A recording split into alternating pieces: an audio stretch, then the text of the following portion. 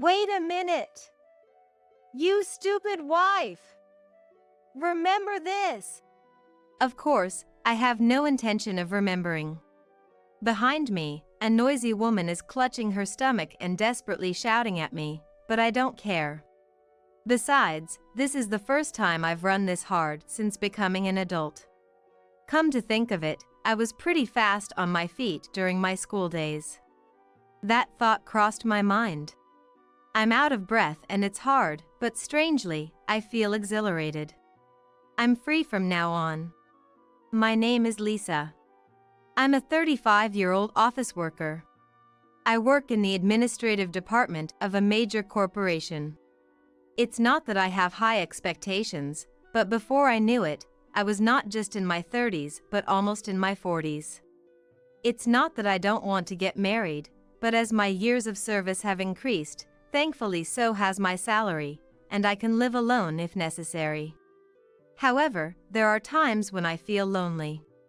It seems like it's time to seriously consider getting a cat. While lost in thought during work. Lisa, you're daydreaming again during work. It's not a good example for your subordinates.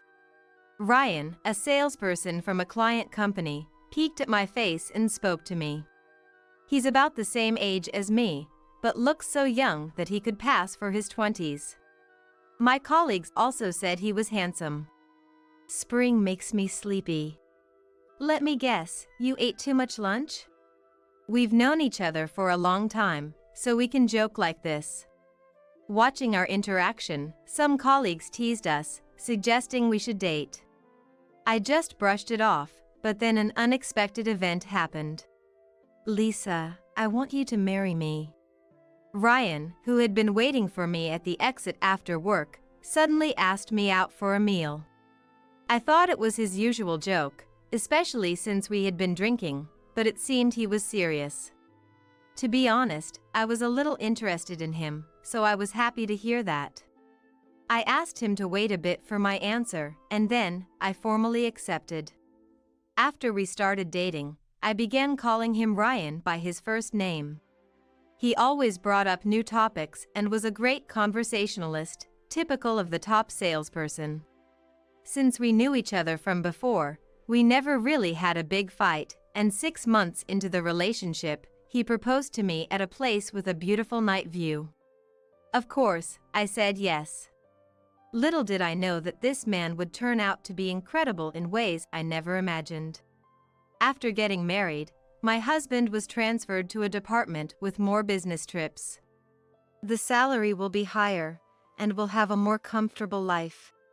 I wanted him to stay by my side, but it seemed he had long wished for this transfer, and he was happy about moving to his desired department.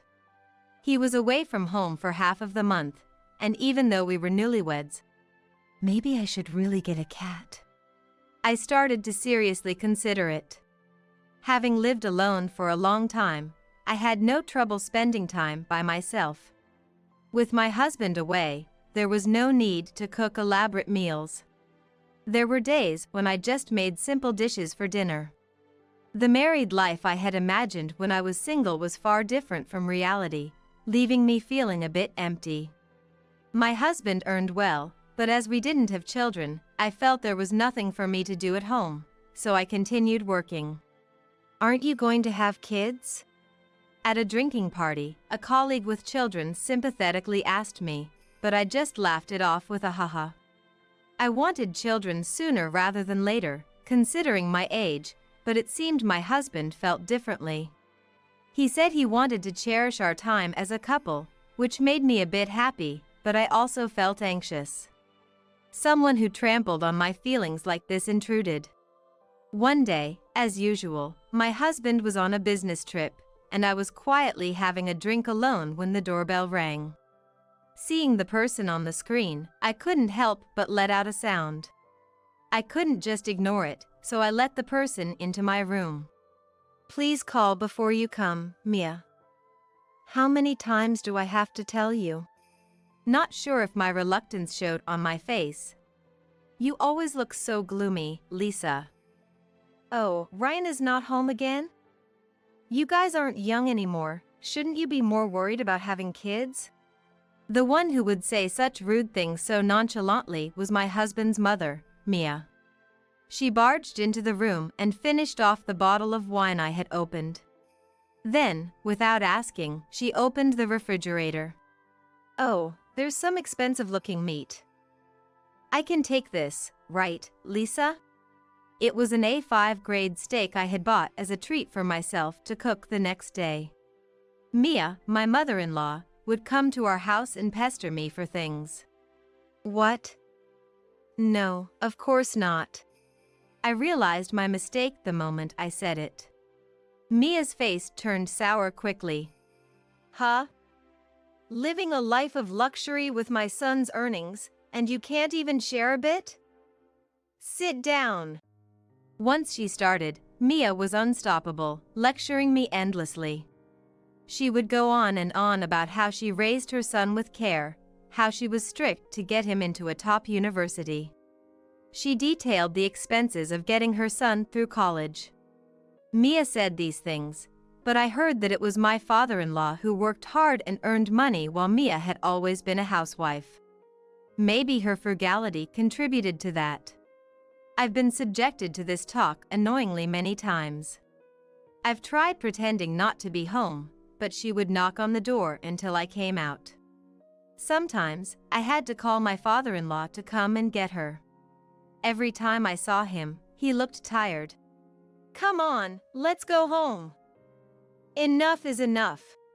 Watching Mia being dragged away by him, I deeply realized that marriage isn't always about happiness. By the way, the steak was bought with my own money.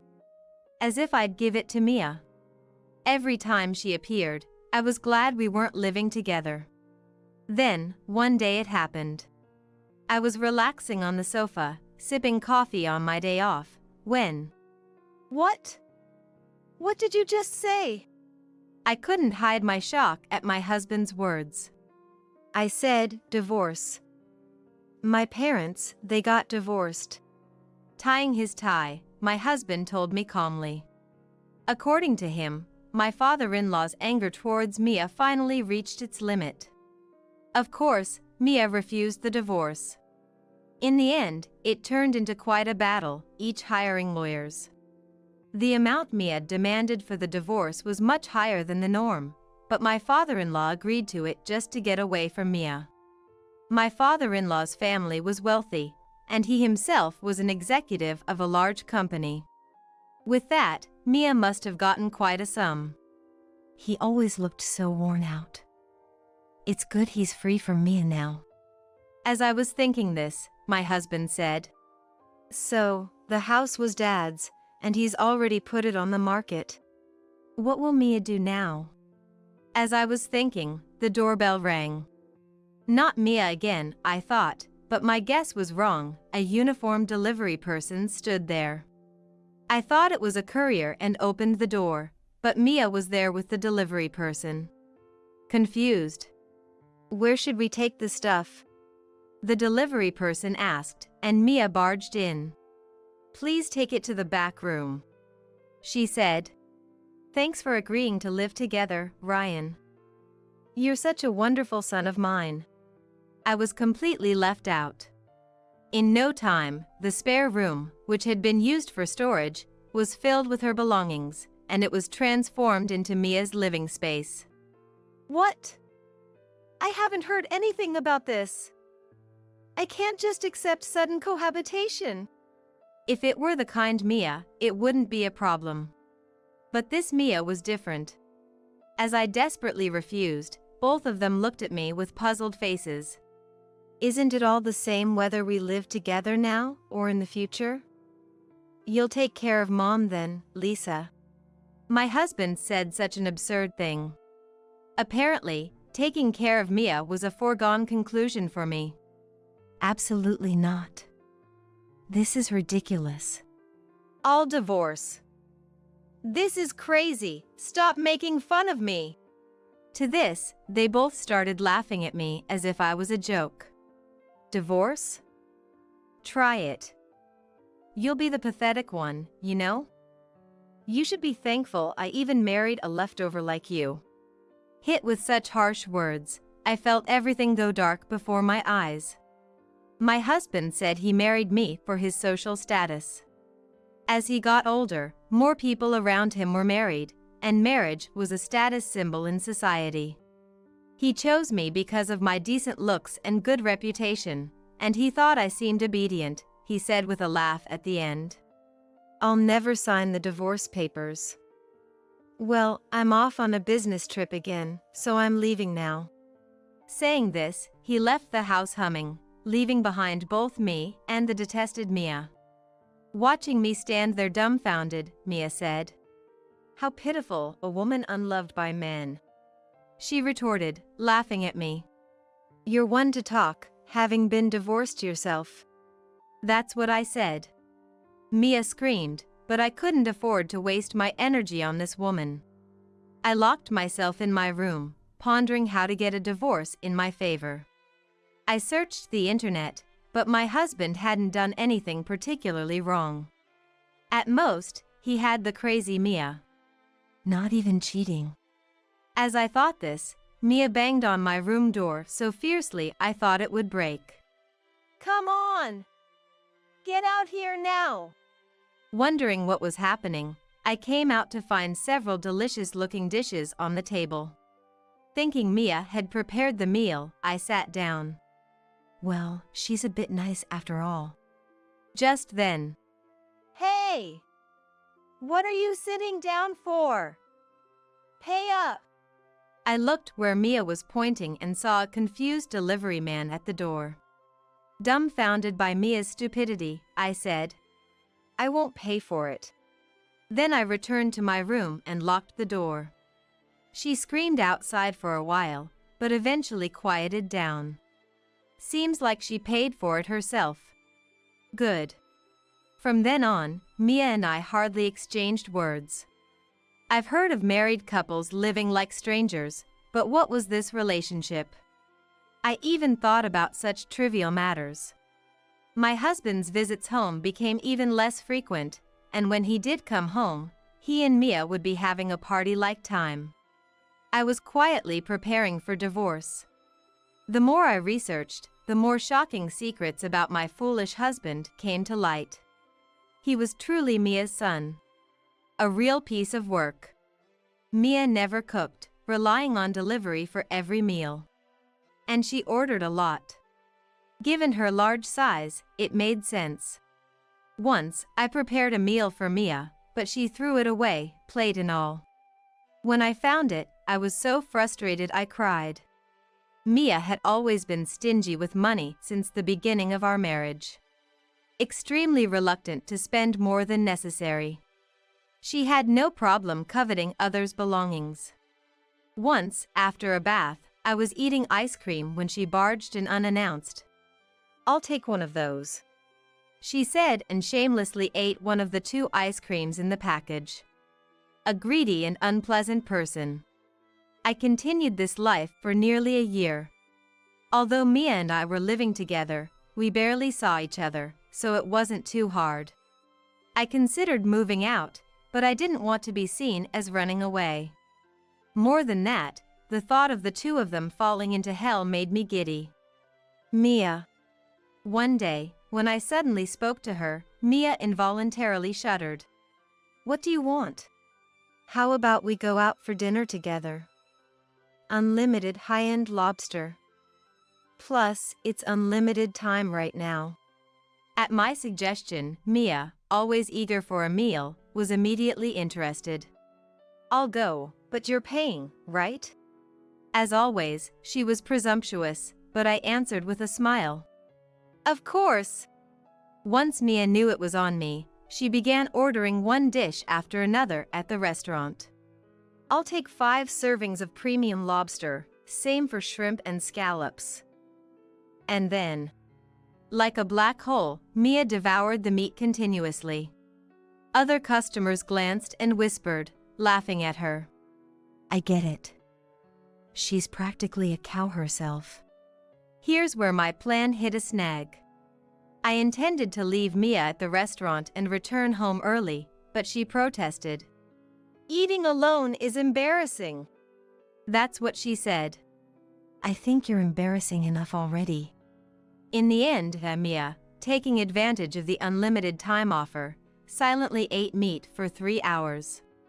She even ate the meat I grilled, leaving me with only about 5 pieces. After 3 hours of that, when it was time to pay, the server said with a forced smile, "We look forward to seeing you again." But his eyes weren't smiling.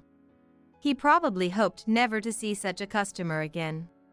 Well, that was an okay restaurant. I was infuriated that her first comment was that, after eating and drinking on someone else's dime. I was thinking of where to take her next when suddenly, ouch! Mia collapsed, sweating profusely, and in obvious pain. What happened? Are you giving birth? Don't joke at a time like this. The cause of her stomach pain was obvious. In extreme pain, Mia panicked. Hurry, this is serious. Call an ambulance, quickly. I thought the real problem was her head and stomach, but to avoid further embarrassment from her loud cries, I did as she said and called an ambulance. Fortunately, it arrived in about 15 minutes. By then, Mia had quieted down, but she was crouching and holding her stomach in pain. What happened? The paramedic asked. My stomach hurts. Mia could barely speak. We'll take her to a nearby hospital. Are you her daughter? Son's wife? Please come with us. The paramedic asked me, but I replied, Son's wife? No. I know her, but she's practically a stranger now. I think her stomach pain is because she ate meat nonstop for 3 hours at that lobster place. I explained emotionlessly. 3 hours. I see. The paramedic's face twisted in disbelief. Well, I have urgent matters to attend to, so I'll leave now. Her son is around, so please contact him, I said and ran off as fast as I could. From behind, Wait! You stupid wife, remember this! I heard Mia shout, but of course, I had no intention of remembering. I hurried home. When I arrived, the movers I had arranged were there too, and I left the house with my packed belongings. A few hours later, my mobile phone was bombarded with calls from my husband. The hospital must have contacted him. Hey Lisa! What are you doing? Mom is in trouble. What am I doing now? I'm sitting on my new sofa, elegantly drinking coffee. I retorted. Don't joke! I came home and your stuff is gone, and there's a divorce petition. I'll never sign it. My husband was furious, but I said, Then it'll be through lawyers. You should receive the official documents soon. You have plenty of women, so it shouldn't be a problem, right? As I laughed, he whispered, Huh. In a small voice. I had hired a detective agency to gather information on my husband for a favorable divorce. And what a surprise. One evidence after another came out. I quickly found out about a woman he was involved with in Chicago. Just as I thought that was it, there was a woman in Los Angeles, then New Orleans, and recently Denver. The number was so high that my female lawyer and I joked. Where do you think the next one will be? I bet Atlanta. We even had the luxury to guess the next affair location. After all this, gathering evidence against him took a lot of time and money, but thinking about him going to hell made it all seem worth it. I hated my husband that much. I didn't leave that house because I wanted to save on rent. It was also a part of my small pride, a determination not to lose. I planned to demand a security deposit for the divorce lawsuit from all the women involved, but it turned out my husband had pretended to be single. I thought he was the lowest of the low. However, one of the women he deceived reported his misdeeds to the company where he worked. As a result, he was demoted to a minor subsidiary and, with his pride wounded, he quit the company. It seemed the matter with the women was settled through settlements. I heard it cost a pretty penny. I thought, serves him right, from the bottom of my heart. Eventually, our divorce was successfully finalized. I made sure he paid the full amount I had asked for the divorce security deposit. The source of the money?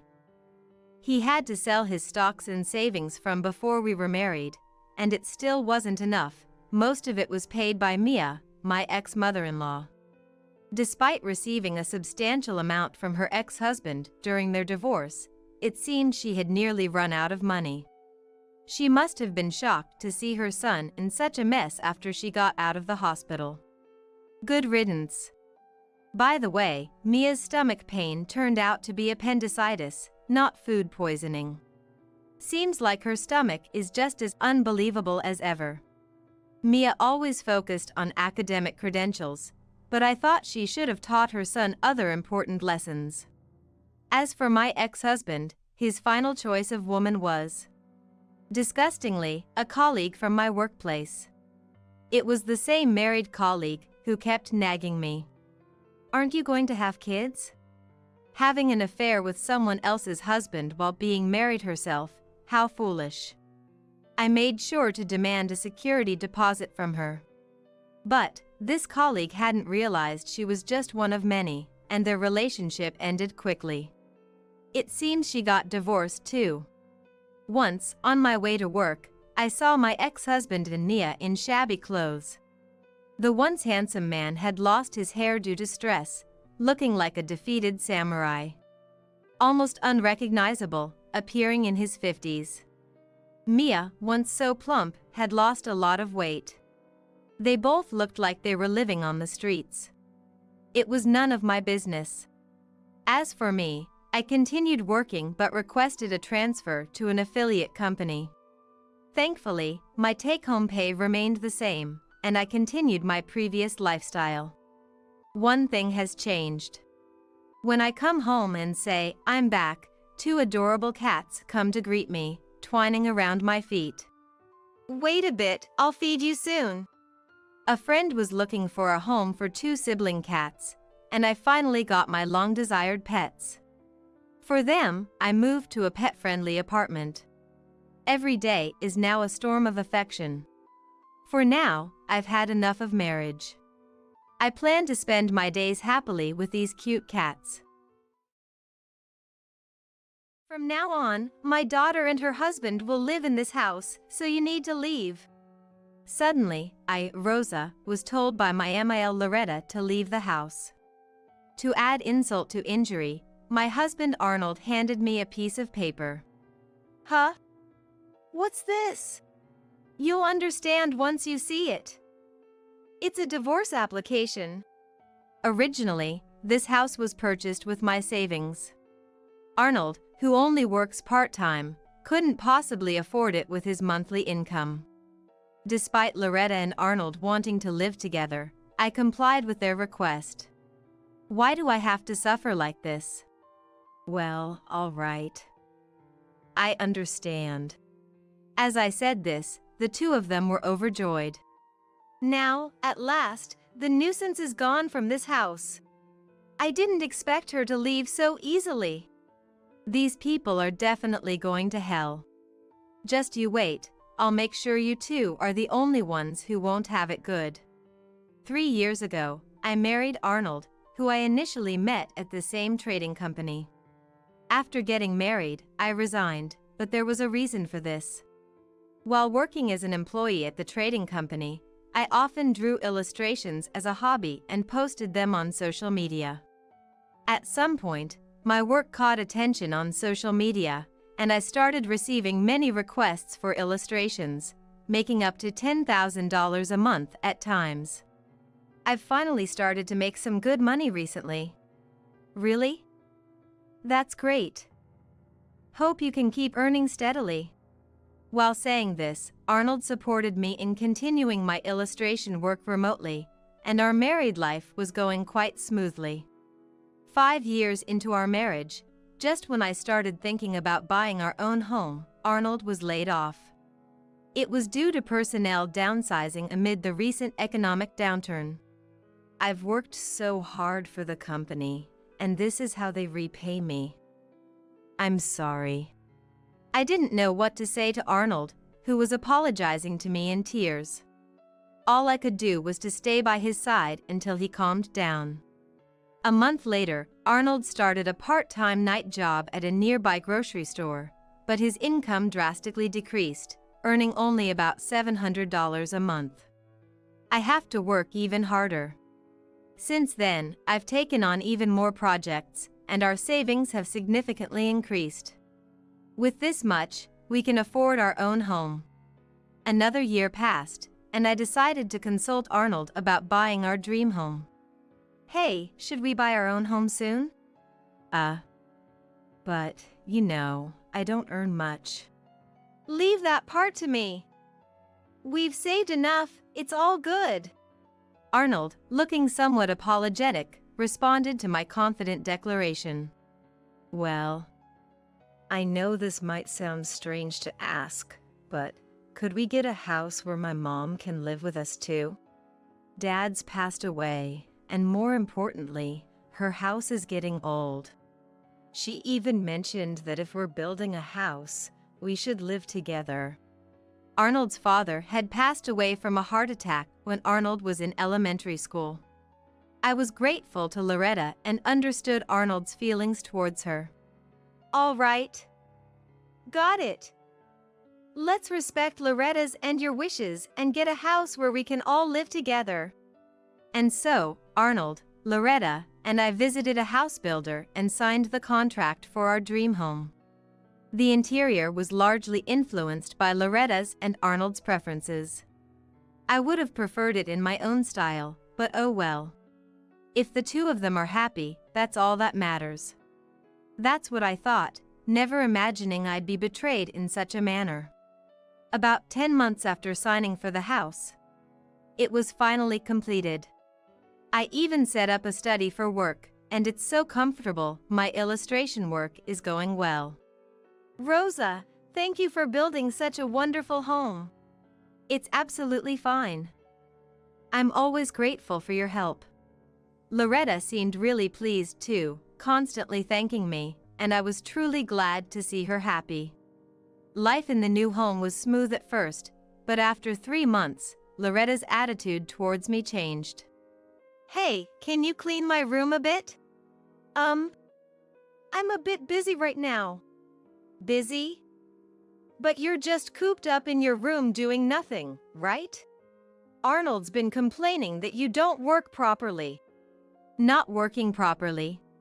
What has Arnold been seeing to say such a thing? After all, this house was built because I worked hard and earned the money. I wanted to retort to Loretta, but thinking that perhaps Arnold hadn't said such a thing, I endured and reluctantly decided to clean her room as she asked. While I was cleaning, Loretta didn't help at all and just relaxed comfortably. After about an hour of cleaning, when I was nearly done, I spoke to Loretta. Oh. Finally finished, I see. I'll be expecting this regularly from now on, thank you. Okay. I was too appalled to say anything. Why should I have to act like your maid? Loretta's remarks were infuriating, but what angered me more was the thought of Arnold. Did he really say I don't work? I decided to confront him about it at dinner. By the way, I heard from Loretta that you've been complaining about me not working. Well, I did mention it a bit. My sister is working hard at the factory, part-time. Sweating it out to earn her keep, and you're always at home, right? Just seemed a bit unfair, you know? Arnold has an older sister named Olive, 2 years his senior. Olive has a 3-year-old child and gets along well with her husband. Our relationship is pretty good, exchanging messages occasionally. Still, I couldn't believe Arnold actually harbored such thoughts. Hearing Arnold's true feelings left me in shock. I thought he was on my side. From the next day, Loretta's treatment of me became even harsher.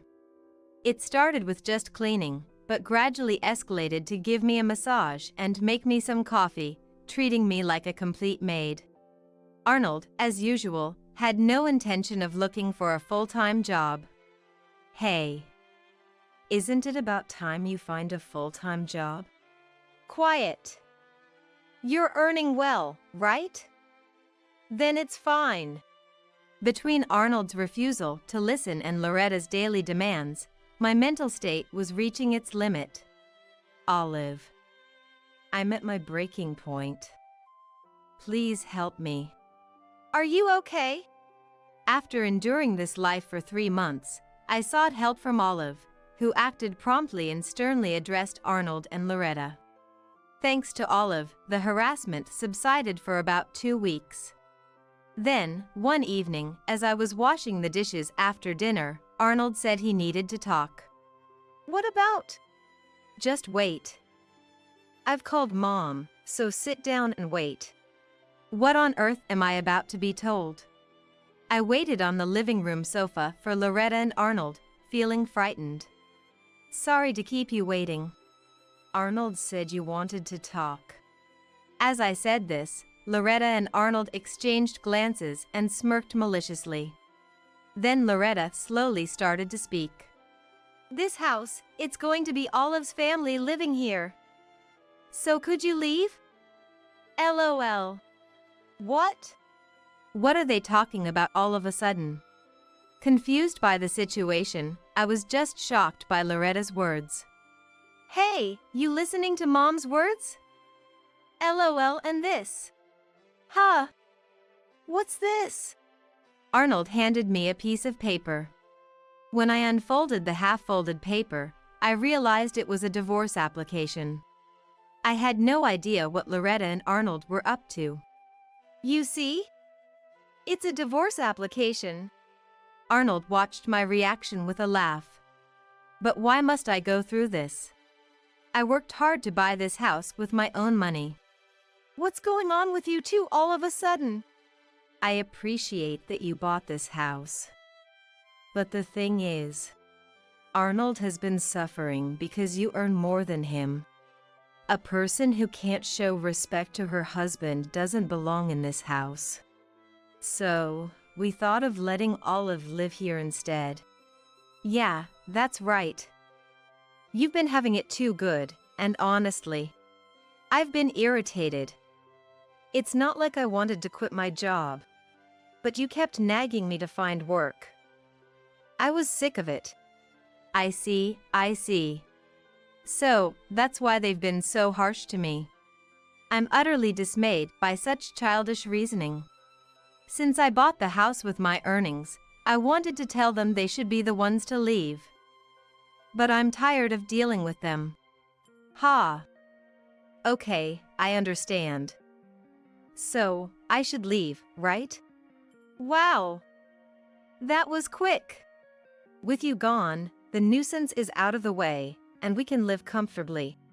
When I agreed to leave, the two of them were ecstatic, holding hands and rejoicing. If that's how they want it, I'll show them. Just you watch. I'll make sure they get what they deserve. At that moment, I decided to seek revenge against the two of them. The next morning, I packed the bare minimum and left the house. Loretta and Arnold saw me off, but they didn't seem to feel sad at all. Make sure you file the divorce papers properly, will you? LOL. Just thinking about not having to see your face anymore is refreshing. We'll take good care of this house, so don't worry. They said whatever they wanted. Don't worry, I won't let you have your way any longer. After leaving the house, I immediately called Olive. Hello? Olive? Hello? What's up? Well, actually, I told Olive that I had been kicked out of the house by Loretta and Arnold. I also mentioned that they said Olive's family would be moving into the house in my place. What? What's going on? Can we meet and talk about this right now? It seemed like Olive was hearing about this for the first time. As she suggested, I headed to a nearby cafe to discuss the details. 5 minutes after I arrived at the cafe, Olive entered. Sorry for the sudden call. No, it's totally fine. Besides, I don't have a home to return to anymore. I said it a bit self-deprecatingly, and Olive's expression became serious. About that.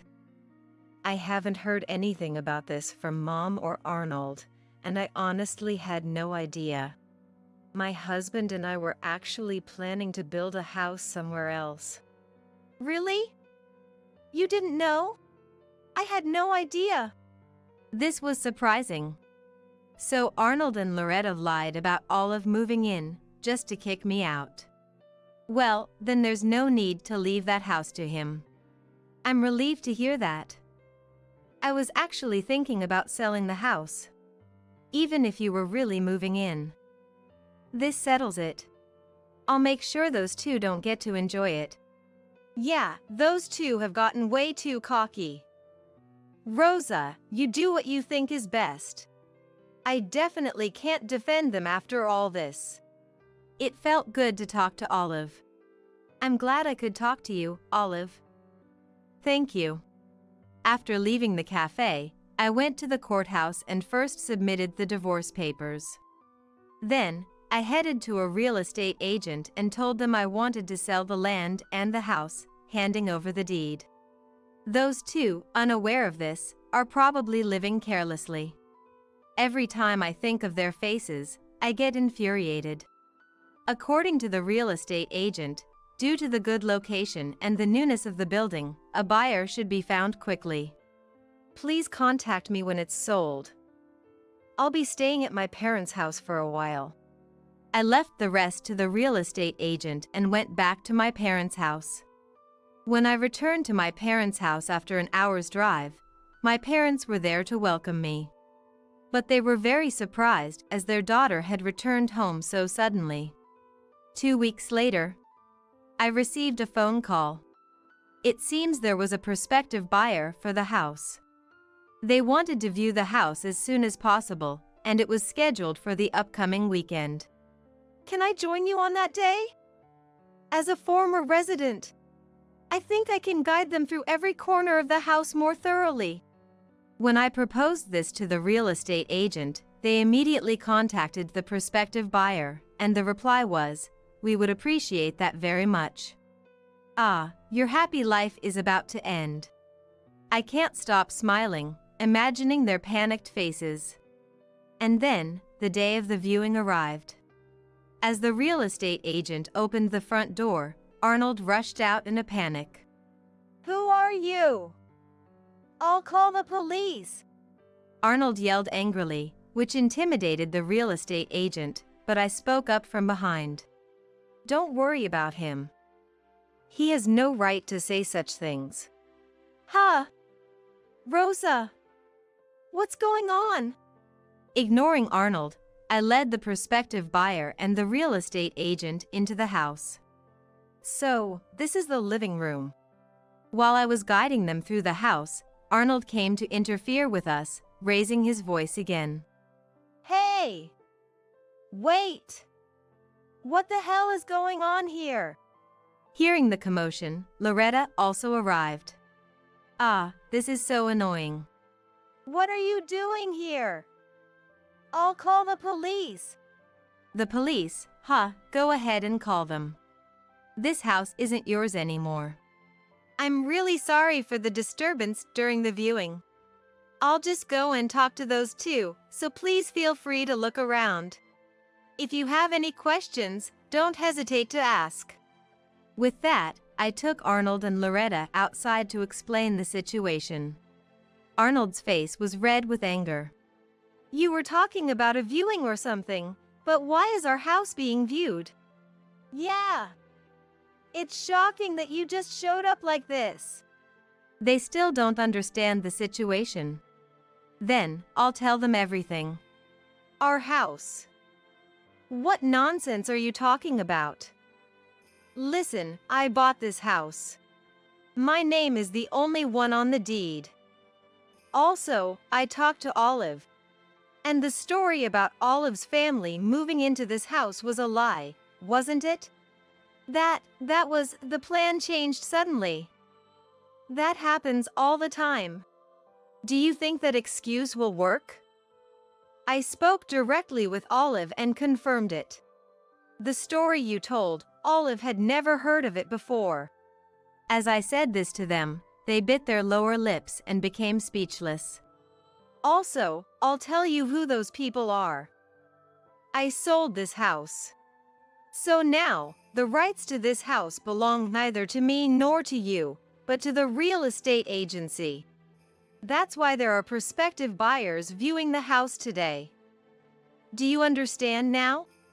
But that's so selfish. What about where we will live? I don't know about that. Moreover, if you don't leave soon, you might be reported to the police for trespassing, you know?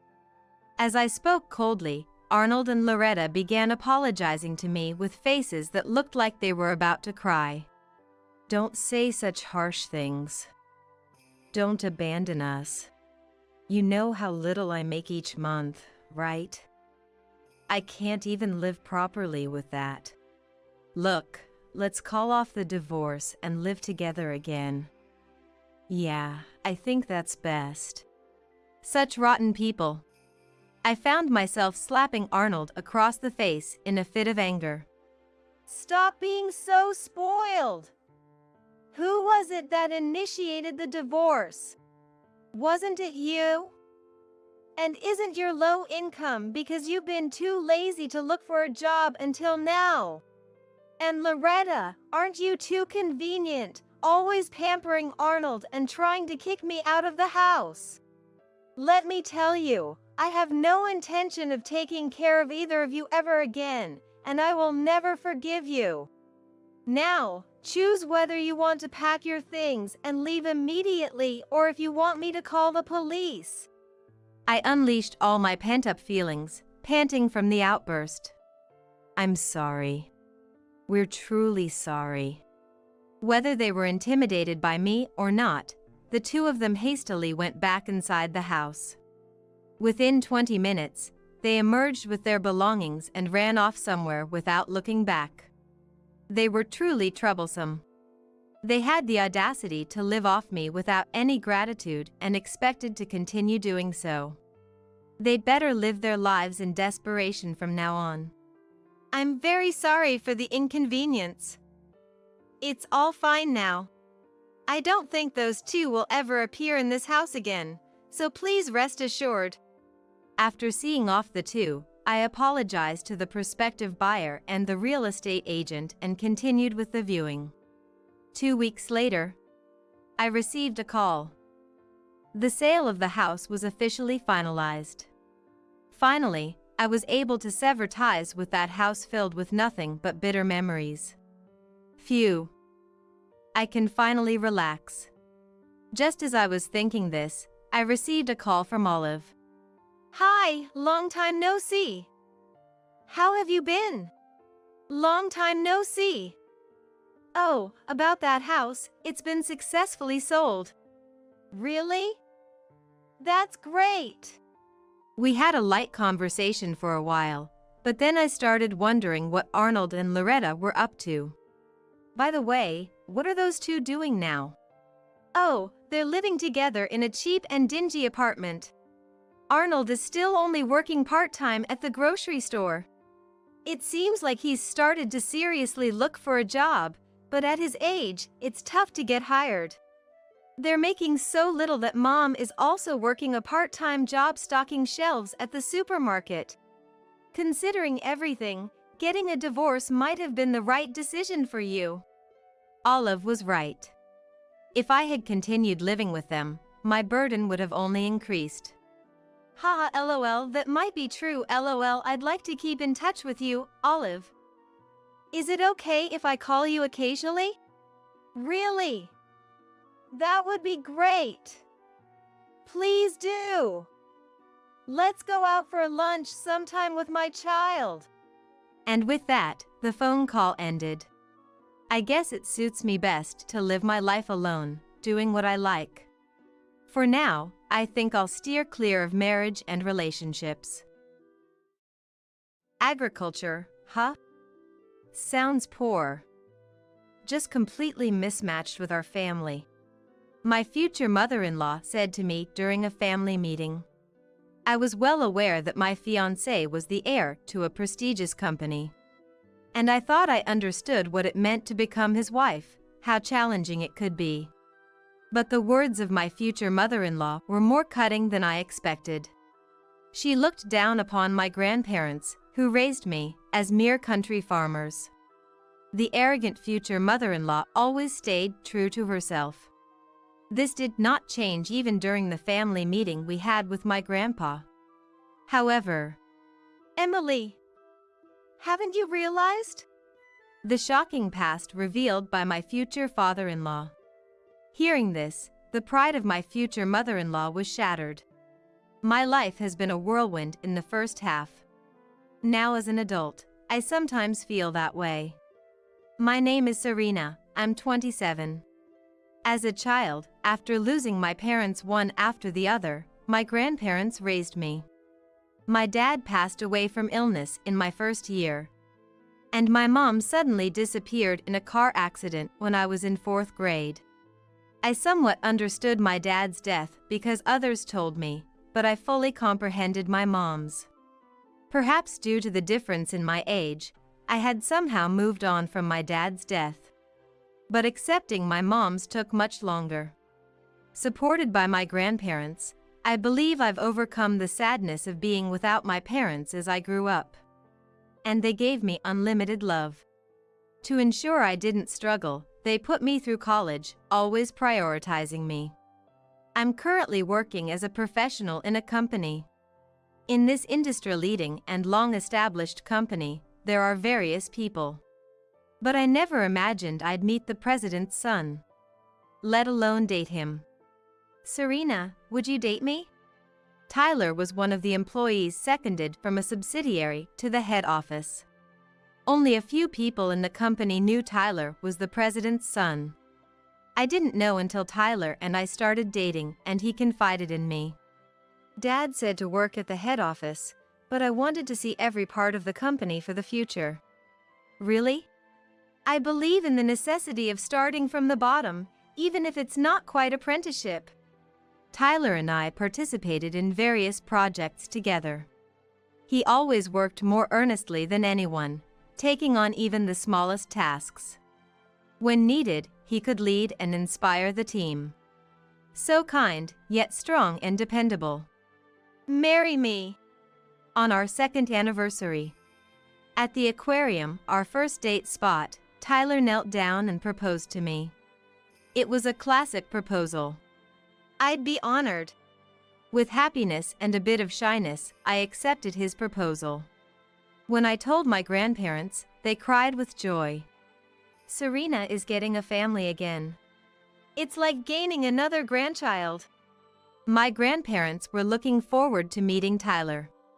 Having the family grow seemed like their greatest joy. I lost my parents, but my grandparents had lost their child. Our home lost its liveliness, and all of us tried unconsciously not to be weighed down by sorrow. For our family, my marriage was a very bright topic. I planned to bring Tyler home to meet my grandparents soon, but first, we had a family meeting with Tyler's family. Tyler's parents' home is, in essence, the president's house. That alone made me nervous. Moreover, the house we visited was magnificent from the entrance, and the interior was spacious and beautiful. Nice to meet you. I'm Serena. Oh, so you're the one. Serena, is it? Emily, my future mother-in-law, was cold from the beginning. Or rather, she had no intention of welcoming me in the first place. Emily is the president's wife. Going back in time, she was also a president's daughter. As Tyler told me, our company was originally founded by Emily's ancestors. And her grandfather and father had been presidents in succession. Tyler's dad, Kent, the current president, took over the company. I'll do my best too. But in our house, Mom's dominance always prevails. Dad and I are overshadowed at home. Tyler had hinted at Emily's nature beforehand, but the real thing was more impactful. Emily eloquently spoke about her family history, how she was raised in a distinguished family, maintaining her dignity, and how much effort she put into Tyler's education as a mother. Tyler attended the same elite school as me and our entire family. Yes. Not just yes, Serena. Do you understand what that means? Hey, Emily. Kent, be quiet. Shrugging off Kent's attempt to calm her, Emily glared at me. Do you understand the value of the school that Tyler and I attended, Serena? The kind of privileged people who should attend there? What do you think? Mom! Tyler also stood up, leaning towards Emily. But Emily, unfazed, turned her criticism towards Tyler. Tyler, you had such a wonderful environment and connections. How could you choose someone like her as a marriage partner? Hey, that's rude to Serena. Rude? Tyler, I'm disappointed. After everything we've given you. Enough about the house, the family, please.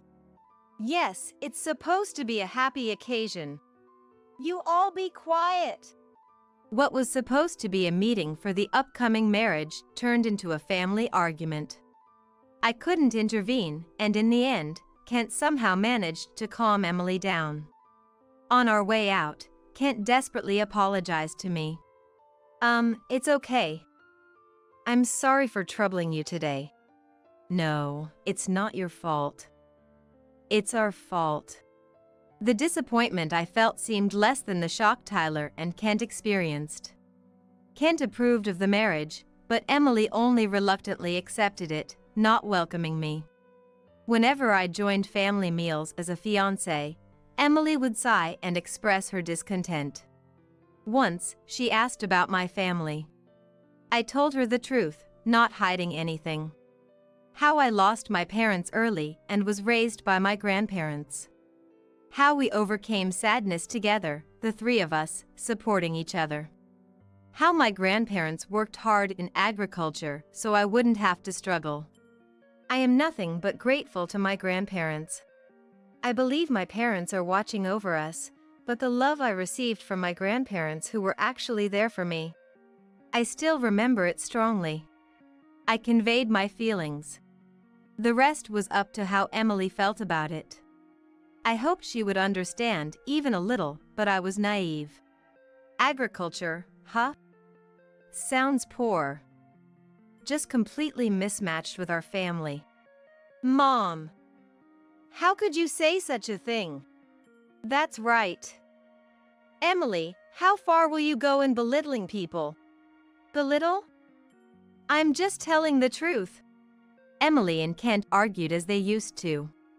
Kent apologized to me while scolding Emily. But that wouldn't make Emily back down. The meal ended in a heavy atmosphere.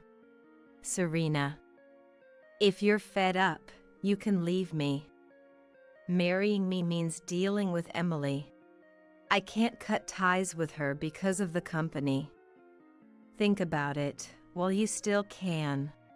Hearing Emily mock my grandparents and seeing Tyler with such a tired, dark expression left me at a loss for words. But I managed to respond. It's okay. I feel sorry for Grandpa and Grandma, but I'm fine with this. Really? Tyler and I continued to encourage each other as we moved towards our marriage. I knew we had to meet with Grandpa and Grandma soon, but I wasn't looking forward to it. What should I do? As I thought about this on my way home, my face must have shown my distress. What's wrong? Why such a gloomy face? Did something happen with Tyler? Grandma saw right through me, and I had no choice but to open up about everything. I told them about Emily's personality and what she said about me and my grandparents, leaving them in silence. Well, I suppose we should meet them once. Let's have a dinner soon. Grandpa finally spoke up. He instructed me to arrange the time. But he insisted on a high-end restaurant. I was puzzled, but Grandpa just laughed. "Don't worry, I'll pay for the meal." That's all Grandpa said in the end. On the day of the dinner, Grandpa arrived alone. Grandma, shocked by Emily's behavior, refused to meet her. Grandpa and I waited for Tyler and his parents, but Tyler messaged that he and Kent would be late. That meant Grandpa and I would have to deal with Emily first. Just the thought gave me a headache. As I held my head, Emily arrived, greeted us curtly, and sat down. She looked at me and Grandpa with a very displeased expression. "You didn't have to match our family with a high-end restaurant. A lower-class place would have sufficed." No. "It would be rude to meet for the first time in such a place." "Oh, I made you worry." "But I wonder how long you can keep this up. It's harsh to expect such standards from country farmers." "Well, we prioritize living a healthy and honest life over money." Grandpa faced Emily calmly and firmly, without changing his attitude or behavior. Emily seemed displeased and spat out sarcastic comments and irritation towards Grandpa. "Sorry for keeping you waiting." Tyler finally showed up. Kent followed him. Kent started to say something but stopped when he locked eyes with Grandpa. "Ah. Hey, you two. Why apologize to these people? If we make them wait, that's how it should be treated." "Hey, Emily." Kent's lips trembled, and his face turned pale with cold sweat. "What now? Another opinion from you?" "No. Emily, don't you realize?" "Eh?" As Tyler and I watched in surprise, Kent deeply bowed to Grandpa. "Chairman, I deeply apologize for my wife's numerous rudeness. Please forgive us." "No need. Chairman is a title from the past." "President, today's not about that." "What? What is it?" "Quiet. It's not what. This man was once the chairman of a corporation that saved our company from a crisis." "Huh? What?" "I didn't know that. Emily has always been a haughty lady." Kent remembered calling Grandpa chairman, but Grandpa had once managed several companies. By the time I was a child, he had become a farmer, and according to Grandma, he had wanted to retire early from being a businessman. I had no idea how significant a businessman Grandpa had been. But according to Kent, Grandpa was a wealthy and well-known chairman of a famous company. Back then, the company I work for was on the brink of bankruptcy under Emily's father's presidency. With no hope for a loan from the bank, the company was saved by Grandpa's company, where he was the chairman and also a business partner. Emily turned pale and stiffened at Kent's words. "Let's have a pleasant dinner today, as a start to our future relationship." With Grandpa's smile and words, the tense dinner began. We ate cheerfully, without showing any irritation. Tyler and Kent seemed a bit dazed, but occasionally smiled and chatted with Grandpa. Emily, however, kept her head down and barely moved her hands. The wedding preparations accelerated after the dinner. We set the wedding date and planned the ceremony and reception. Marrying a company heir was more challenging than I thought. Emily was completely left out of the loop. After making a big mistake at the dinner, she seemed to have lost all her usual boldness. She was restless and awkward around me. When asked for her opinion in wedding discussions, she just shook her head. It was unimaginable she would ever be as aggressive as before. Emily, I have something to discuss." As I spoke, Emily tried to leave. "Wait, please. I'd like your advice on the dress design, color, and venue decoration." "It would be wrong for me to give my opinion." Emily looked down, feeling worthless. "That's not true. You're familiar with dresses and know about glamorous things. That's no longer useful. No, it's important to me. I want to talk about such things with you, Emily. I can't with my mom anymore. I had given up on doing things with Mom a long time ago. It was the path I had to live, and there was nothing I could do about it, even if I hated it. But deep down, I had always hoped for it. A wish I never shared with Grandpa and Grandma. I knew it would only trouble them. But I could confide in Emily. Even with everything that had happened, she would become Mom when I married Tyler. I needed to face her properly first. I'm sorry. I never tried to understand your situation, Serena. Emily apologized with tears in her eyes. I silently nodded, taking her hand. Emily chose a beautiful red dress for me. Serena, a softer shade suits you better than a dark red. Emily, who knew about flowers, helped with the reception venue decoration.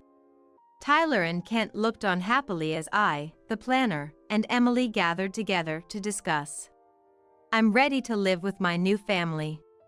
Including my own life, I want to build happiness. You're not getting any of tonight's pot roast. Here, eat this instead. Here you go. But this is leftover soup and salad from 2 days ago. It might have gone bad, but you can handle it, right? Don't be wasteful. Eat up. I don't want to waste good meat on you. I can't eat this. What was that? Leftovers are perfect for you. Stop complaining and eat up. My mother-in-law always directs such nastiness towards me. She's so obnoxious, it just gets under my skin. My name is Mary, a 27-year-old woman juggling both work and home responsibilities. I got married only a year ago, so I don't have any kids yet. Right now, we're living with my husband's family in their house. I never wanted to live with my in-laws, but since my husband is the eldest son, we didn't have much choice. I thought it was ridiculous to live with my in-laws in this day and age, but both my husband and my mother-in-law hold on to old-fashioned values. Moreover, my father-in-law is no longer with us, and my husband expressed his concern for his mother. I have no idea what he's worried about. She's still so full of life. My brother-in-law is single and working overseas, so I guess that's just how it has to be. But I still hate it. Now, even my husband has started being mean to me, following in his mother's footsteps. He never said anything mean before we got married, but his attitude changed drastically. I feel deceived. He's always acting superior, and he always yells at me. It gives me a headache. Hey you! Why's my shirt so wrinkled? Huh? Is it wrinkled? Yeah, I'll be embarrassed at work like this. Can't you even iron properly? Why can't you do something so simple? No, I did iron it. Your properly is not proper at all. Realize that. What a useless wife you are. Huh. That's so mean. You don't have to say it like that. Are you talking back to me? Your face is as wrinkled as this shirt. And you're annoying. Seriously, you look older than you are. It's a turnoff. Oh, really? Before we got married, he used to call me adorable. He treated me like a princess. But now, he insults my appearance and laughs about it. I don't understand why he would say such a thing.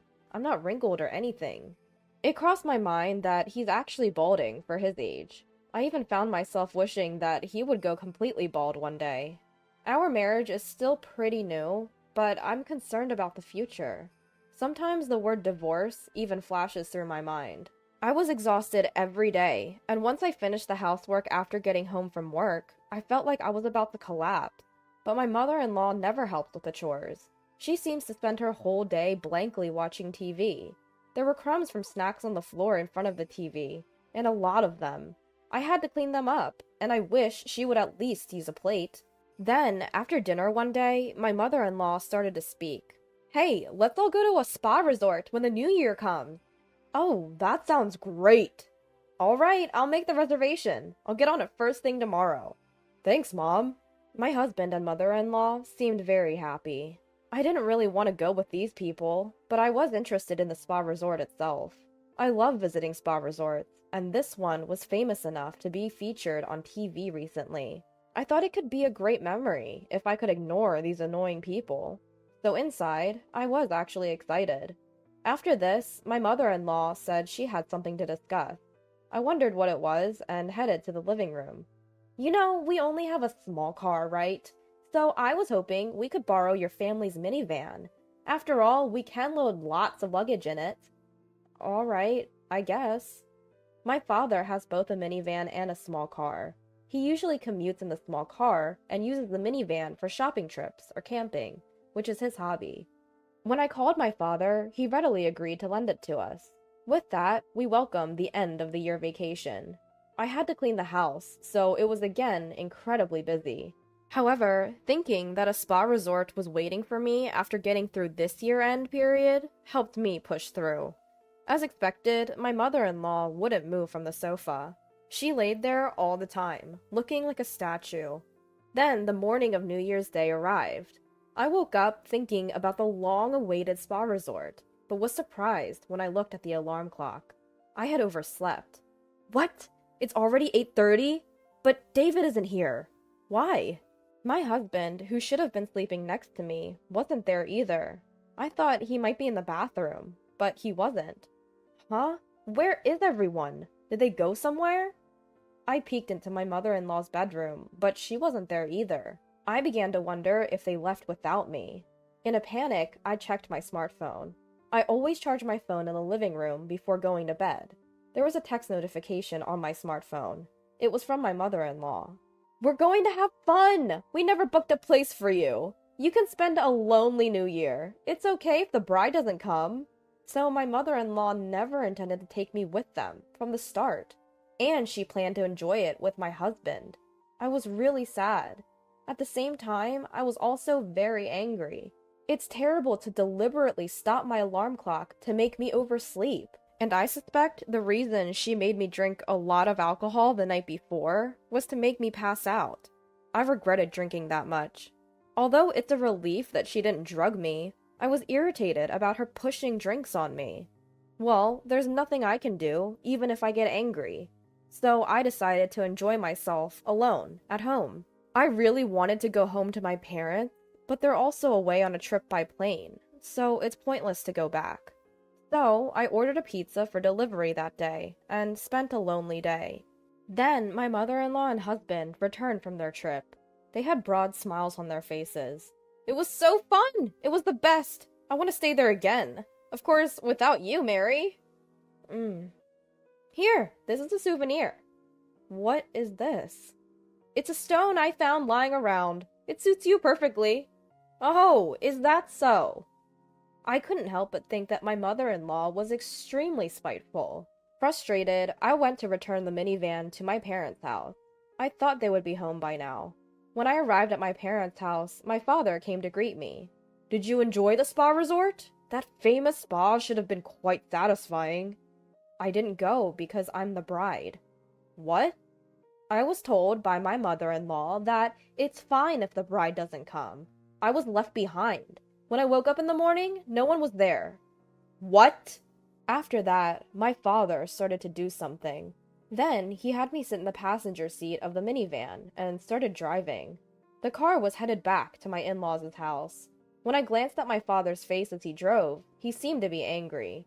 Well, any father would get angry if their daughter was treated that way. But I was taken aback because I had never seen such a look on my usually calm father's face. Then my father stormed into my in-laws' house with something in his hand. My mother-in-law came out. Oh, hello, and Happy New Year! Sorry for borrowing your minivan. Happy New Year. Speaking of which, you left our daughter behind, didn't you? No. Mary said she had a fever and couldn't go, so we had to leave her behind reluctantly. I even offered to take care of her. My mother-in-law was lying through her teeth with a smirk on her face. She definitely never said anything like that, and I wasn't even sick with a cold. I wondered how she could tell such an obvious lie. I thought something must be wrong with her brain. Oh, really? But our daughter said she was left behind. She told us she received a message on text saying, "It's fine if the bride doesn't come." Did I say that? I don't remember. You did! Look at this text! I showed her the text messages. However, she still insisted she was innocent. I was surprised at how thick-skinned she was to still deny it, even cornered this far. In a sense, it was admirable. You're still saying that, huh? You're truly a sad person. Oh, by the way, can I charge you for the cleaning of the car interior? What? Why? Because you dirtied it. With a married man, nonetheless. What a filthy and disgusting scene. What are you talking about? This right here. It was captured by this dual camera. What my father had in his hand was a dash cam. This one has dual cameras, so it can record not only the outside, but also the inside of the car. The advantage of being able to record the inside of the car is that it can provide evidence that you were driving safely. My mother-in-law doesn't know much about car supplies or cars in general, so there's a chance she didn't realize this was a dual camera. But what was she doing with a married man in the first place? I regretted watching the footage that my father played back. After all, there were images of my mother-in-law in an indecent posture and an unknown man. Even though my father-in-law is no longer in this world, it's insane to do such a thing with a married man. And what on earth was she doing in our family car? This was on the exact day you borrowed the car. Ugh, how disgusting.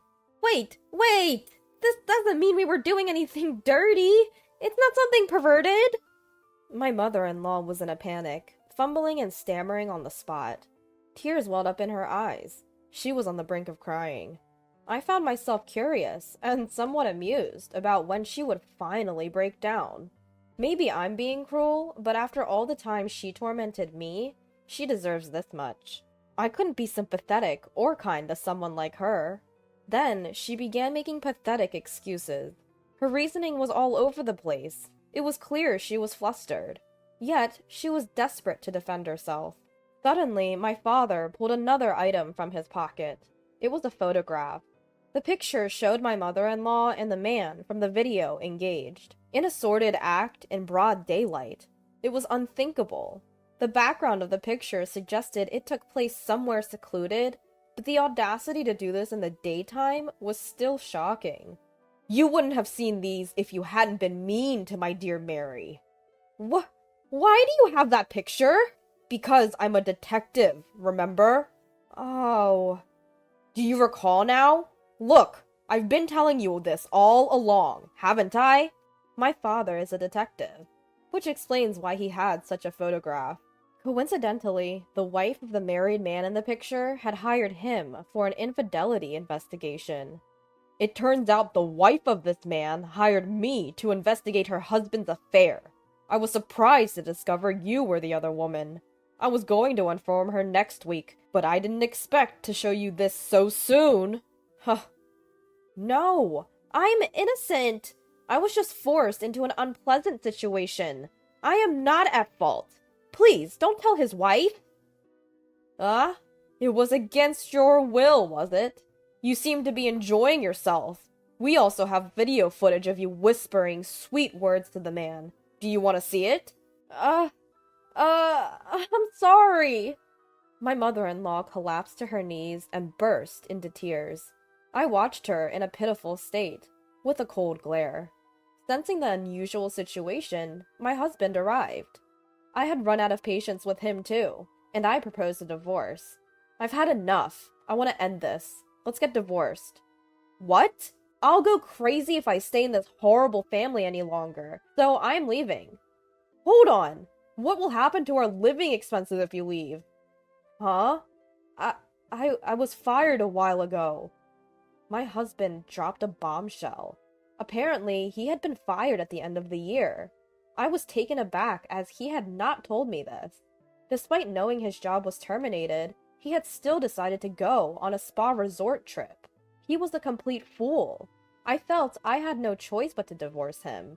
I took off my wedding ring and left it there.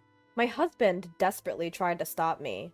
Wait, can't you forgive me for not taking you on the spa resort trip? It's not just about the trip. I don't want to be with you or your mother anymore. If you want to live with your mother that much, then go ahead, you mama's boy. Please wait. Don't go! I got a lawyer and proceeded with the divorce. My ex-husband seems to be having trouble managing his living expenses now that I'm gone. I thought he should find a new job quickly, but having been fired from his last job for theft, he'll probably struggle to find a new one. His previous company had fired him because he had been caught stealing. Apparently, they decided they couldn't trust him and didn't need someone like that. Unsurprisingly, the wife of my mother-in-law's lover demanded compensation for the affair. She ended up spending all the money left by my father-in-law to settle the payment. I haven't seen my ex-husband or ex-mother-in-law since, but I imagine they're probably living a hard life. It doesn't matter to me anymore. Currently, I'm living alone and enjoying my work. I made the right decision not to have a child with my ex-husband. Now, I am enjoying a peaceful life and would be happy if I found a new love. If such an opportunity arises, I plan to make sure to choose wisely. It's the honest truth. Even your father-in-law must have heard about your blunders, right? It's downright unbearable. Sharing a meal with a poor woman who grew up in a single-mother household like you? It's preposterous. You come from a different world than us. Please, just leave and wait outside. Understood. I'll leave. I politely said goodbye to the Johnson family and tried to leave. My name is Mary Johnson. I'm a 24-year-old working at Johnson Enterprises. As the secretary to the CEO, I've been employed here for about 2 years. I was actually invited to join the company by the CEO, Ronald Johnson, while I was still in college. We were in the same business class and ended up becoming good friends because our seats were side by side. Ronald is 30 years old, and we met when he was 24. He had already graduated from a 4-year college, but he was attending college again to deepen his knowledge as a business owner, it seems. He is quite the scholar. His father is the chairman of the Johnson Group. During his university years, Ronald took over his father's will and served as the president of Johnson Group Trading. He became an elite at a young age by becoming a president. My family, on the other hand, was extremely poor. My father was a gambling addict and a hopeless casino fanatic. The debts he incurred led to my parents' divorce when I was in elementary school. My mother raised me single-handedly. I want to somehow help my mother who has been struggling.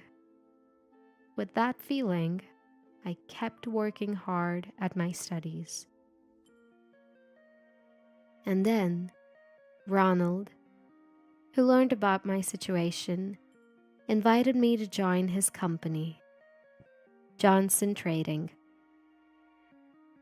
2 years have passed since I joined the company and started working as Ronald's secretary. I have acquired secretarial and business document skills certification and am working hard for Ronald. By the way, Ronald Johnson, the president, is also my husband. Originally, I was interested in him during my university years and started dating after joining Johnson Trading. After a year of dating, I got married to Ronald. Ronald is a kind husband who, despite being a president, never acts arrogant and always takes care of me. I feel extreme happiness being able to be with him both at work and at home. I truly believe it was great that I met Ronald.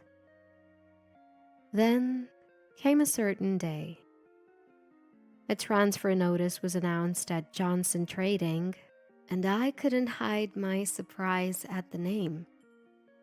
The appointment of a vice president, and that name was Julia Johnson.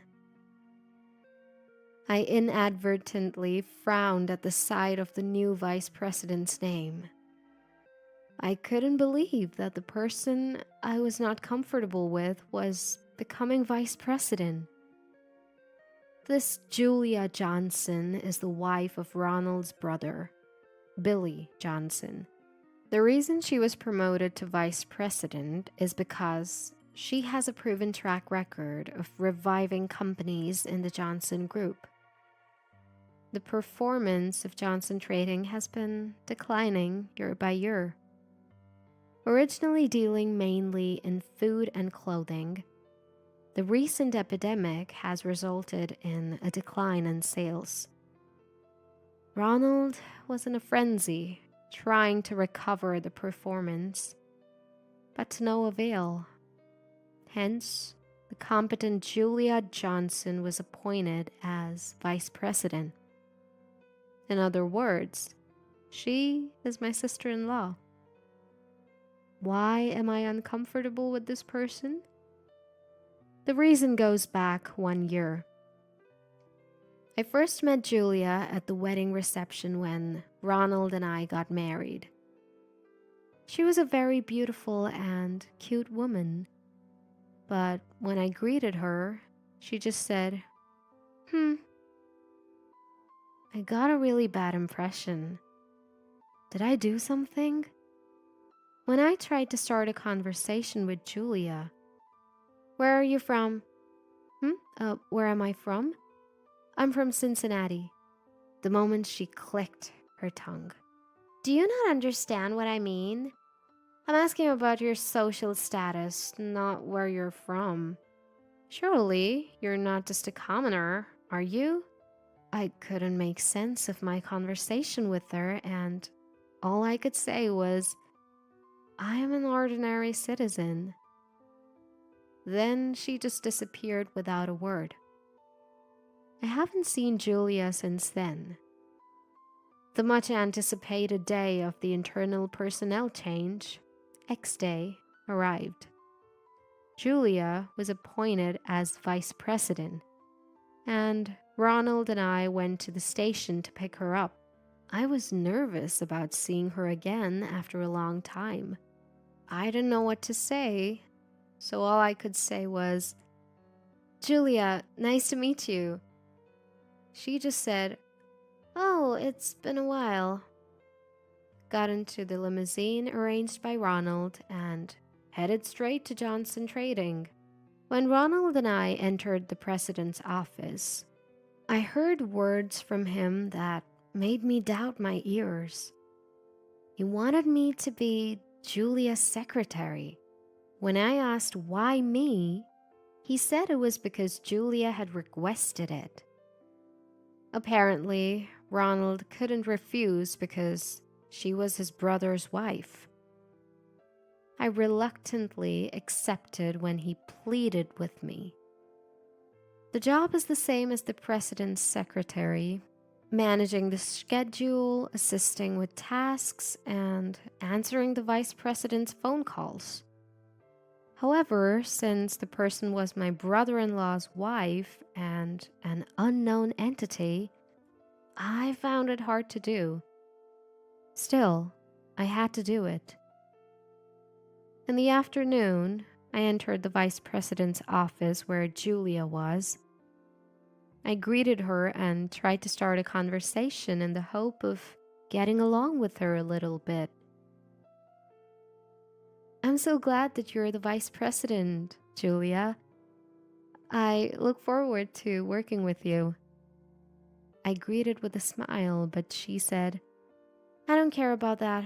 Just tell me tomorrow's schedule. I was initially angry, but I held it in, apologized with, I'm sorry, and explained it to her with my notebook. What's with this arrogant attitude?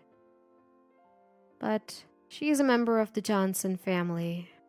I didn't want to cause a big trouble and didn't want to cause trouble to Ronald, so I decided to do my job while holding back. That day, Ronald came home to the apartment when I got home. When I went to greet him at the entrance, he said, "What's wrong? You look pale." I just responded with, "I'm fine." I couldn't tell him after all. One day, I made a grave mistake. I accidentally swapped Ronald and Julia's schedules and only realized this when I received a phone call from Julia. She stated that she had not scheduled the meeting that I had told her about. Looking at the schedule, I saw that I had relayed the details of the meeting meant for Ronald to Julia instead. I realized my mistake, but it was too late by then.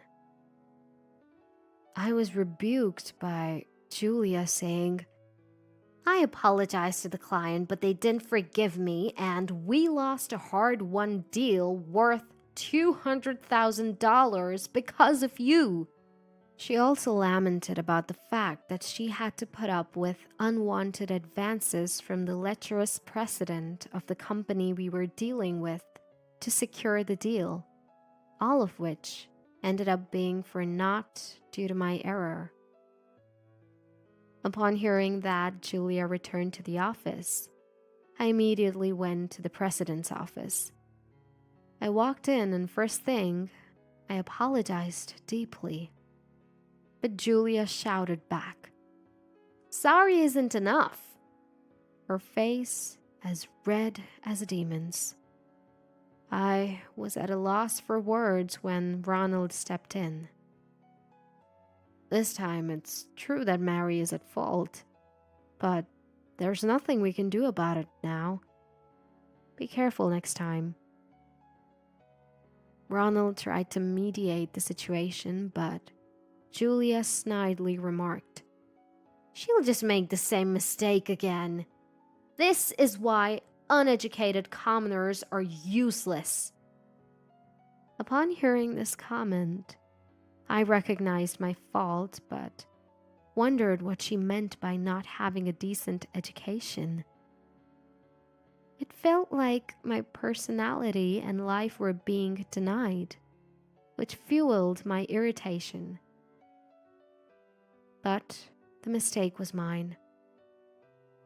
Unable to retort, I stayed silent. Then Ronald intervened. "That might be an overstatement." However, Julia turned away with a dismissive, After getting permission from Ronald to leave, I exited the president's office.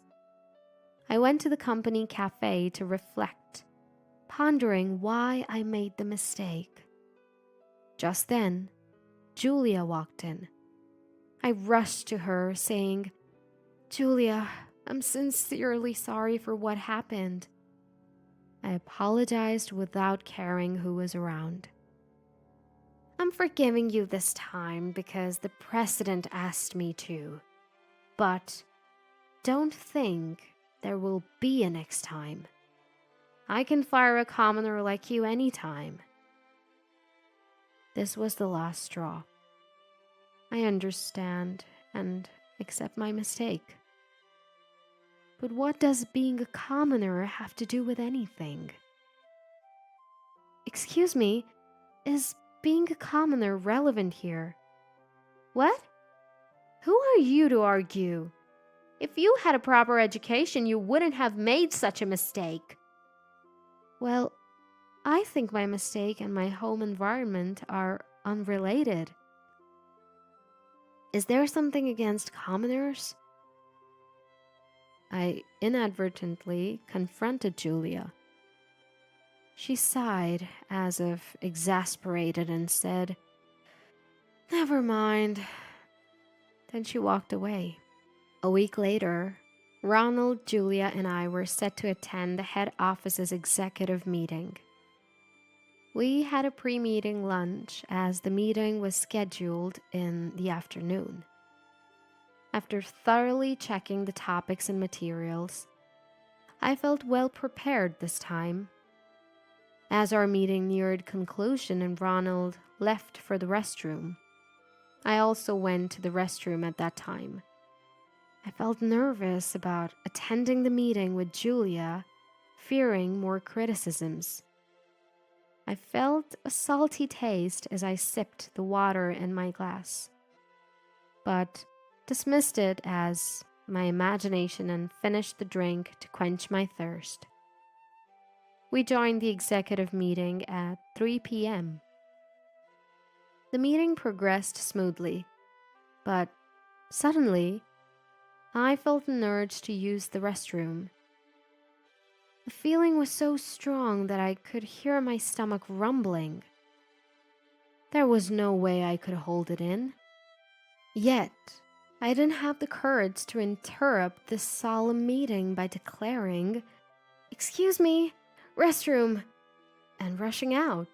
Regardless of my reluctance, the urge to go kept tormenting me. "Ronald, everyone, I'm sorry." Before facing the deluge, the disaster, the guerrilla rainstorm, I'm sorry. I rushed out of the meeting room and into the restroom, where I stayed for nearly 30 minutes. Everything was over, and I opened the door and stepped outside. I was feeling incredibly unwell from dehydration and exhaustion. It seemed that the meeting was over too, and Ronald and Julia were sitting in the company cafe. Ronald was looking at me with concern, but Julia had a smirk on her face. That's when a suspicion crossed my mind. The water I had drunk earlier had a strong salty taste. When I returned from the toilet and sat down clutching my stomach, Ronald asked me if I was okay. But Julia just said, "Did you eat something weird and get food poisoning?" in a sarcastic tone. Could it be that she mixed a laxative in while I was gone? But why? Would she do something like that? Out of anger for the lost deal? I don't know, but I did have diarrhea after drinking that water. I found myself plunged in doubt and suspicion. Ronald told me, "Go home and rest today." So I decided to go home. The diarrhea was better, but my stomach hurt. I laid my head on the cafe table until I calmed down. After a while, the pain subsided and I decided to head home. But before that, I had to inform the vice president of tomorrow's schedule. I headed to the vice president's office and knocked on the door. When I did, I heard Julia's voice saying, "Come in." When I entered the room, she said, "Oh, it's you." Of course, she didn't bother asking about my health. "What do you want? Make it quick, I'm busy." "Julia, you put something in the water, didn't you?" At my question, Julia smirked and said, "What are you talking about?" Don't play dumb. At lunchtime, when Ronald and I left our seats, didn't you mix something in my glass? Oh my, what a sudden accusation! It's completely unreasonable to blame others. Get out of here, you fool! Furthermore, I saw a box of laxatives on her desk. When Julia noticed my gaze, she said, "Well, I might as well tell you the truth. Yes, I mixed a drug into your glass." "Why would you do such a thing? What did I ever do to you?" Why have you been like this since we met? It's simple. Because you're a commoner, that's all. You're unnecessary to the Johnson family. Her flippant reason for considering me a commoner left me not just angry, but dumbfounded. And tears welled up in my eyes. Unfortunately, I'll have to fire you. No matter how much you tell the president about me, you have no evidence. So, it's impossible. Plus, if you consult anyone, you'll be making an enemy of the Johnson family. A rift will form between my husband Billy and Ronald, and the brotherly relationship will become the worst because of you. If you're okay with that, feel free to consult. She was right. If I told Ronald, the Johnson family would be in turmoil. I had no choice but to endure in silence. Tears of frustration wouldn't stop, and I navigated through the blurry vision to head home. Ronald worried about my sobbing figure. I wanted to talk, but if I did, things would get serious. Ronald asked, "What happened? Is it about Julia?" He hit the nail on the head. After much hesitation, I said, "Actually, Julia..." I ended up talking about everything, the past events and the incidents at today's meeting. Once I started speaking, I couldn't stop, and I ended up speaking my mind. And then I couldn't stay in the Johnson family anymore. But it was because of me that a major deal fell through. I was just a drag. "Ronald, I'm sorry. Let's get divorced. If I'm gone, you can stay good with Billy, with Julia. I'm an unnecessary person." "Don't despair. I'm no good without Mary. I love Mary. I want you by my side every moment. That's why I made you my secretary. So please, don't leave me. Don't talk about such sad things like breaking up." One day, at the end of the year, Ronald asked me to come to a dinner party where the entire Johnson family would gather. Of course, Julia would be there. I decided to go to the dinner party. After all, it was an important event. And then I made up my mind and left the house. The staff greeted me and showed me the way. My in-laws, Billy, and Julia were already at the table. I greeted everyone. Of course, Julia acted sullenly with a It was an expected attitude. When Ronald and I sat down, Julia first said, "I feel sick." "I really feel sick. Having dinner with this poor trash? It pollutes the atmosphere. It will spoil caviar we are going to have." At this statement, my father-in-law said, "What are you talking about?" in anger. "It's the truth. You must have heard about her gaffe too, right? It's so annoying. It's not a joke to have dinner with a commoner from a single mother household. You're from a different world. Just go out. It's better if you wait outside." Understood, then. I said bye to everyone in the Johnson family and was about to leave.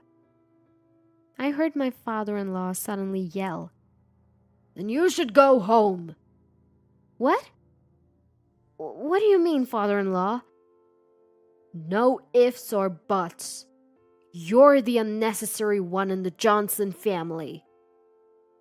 "What are you talking about, father-in-law?" I am the vice president of Johnson Corporation and Billy's wife. She seemed to want to argue, but my father-in-law shook his head and said, "It seems Billy wants to divorce you." At that word, Julia glared at Billy. Billy, is that true? "Yes. I'm tired of your high-handed attitude that looks down on people, and you don't do any housework. You're good at your job and there are parts I respect, but otherwise, you're done as a human being. You're the one who's in the way." What? Furthermore, it seems like my father-in-law had heard from Ronald about what Julia had done to me so far. The fact that Billy didn't like her, and about me. My father-in-law seemed to have planned to cut ties with Julia at this opportunity. That's what the dinner was for. Don't say such ridiculous things. After all, father-in-law, do you have any proof? The proof that I made Mary sick. At this time, I thought it was time for revenge. Everyone in the Johnson family is on my side.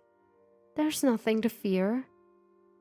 I remembered on the spur of the moment and pulled out the pen I always stick in my chest. Then, Julia made a puzzled face and then laughed out loud. What are you thinking, showing such a thing? Her complacency will end now. Without any hesitation, I pressed the switch on the pen. Don't play dumb. Didn't you mix something into my glass when Ronald and I left our seats during lunch? When my voice played, Julia's face turned pale. Yes, this pen is not just a pen. It's a pen-type recorder. It's always recording to not forget the content of conversations at negotiations and meetings. Thinking that there might be something, I kept Julia's voice as evidence. And now was the perfect time to play it. Julia covered her face with both hands and was trembling. "It's not over yet, Julia. You didn't really marry Billy out of love. You married him to expand the Lee Group's power, didn't you?" What are you talking about? Then, Ronald took out his smartphone and started playing a certain voice recording. That poor woman is unnecessary to the Lee Group. Instead, I will incorporate the Johnson Group into the Lee Group eventually. Suddenly, Julia covered her face and screamed. Stop! I feel so... Was this her soliloquy? In doing so, my status will rise even higher. How secure! After that, a long conversation that seemed like Julia's monologue continued. Once I become the next president of Johnson Corporation, I can frequent high-end male strip clubs even more than now. And the recording also contained her calling out names of her favorite strippers, saying, I love you, and I adore you. Hearing this, Billy showed his anger. You're obsessed with strippers. Why did she feel embarrassed after the voice recording was played? The Lee Group that Julia mentioned is a rival of the Johnson Group. She originally was the daughter of the Lee Group. However, it was said that she had a love marriage with Billy. But that seemed to be different. She might have been forced into a political marriage as a spy for the Lee Group. You will divorce Billy and be dismissed as the vice president. Furthermore, we will completely withdraw from the Lee Group. We have been getting along through mutual encouragement, but this is a total break. Julia's face turned pale. Furthermore, the mother-in-law, who had been listening to the whole thing, opened her mouth. Julia, You called Mary a poor person and a commoner, but what I can't forgive the most is that you denied that she was raised in a single-parent family. I, too, was poor and raised in a single-parent family when I was young. You don't know the human heart. You're the one who's not needed. It was the first time I had seen the mother-in-law so angry. I was surprised, as she always gave me a gentle and smiling impression. Everyone's gaze gathered on Julia. She pounded the table with both hands and stood up vigorously. Remember this. The Lee group will never forgive you. She spat out this parting shot and left the restaurant. Honestly, my heart felt very relieved. Everyone protected me. I no longer needed to leave the Johnson family. As I felt relieved, tears began to flow. Seeing this, Ronald and my parents-in-law and Billy all comforted me. 2 weeks after the dinner party, a call came from the chairman of the Lee group. I remembered Julia's words. The Lee group will never forgive you. However, the contents of the call were unexpected.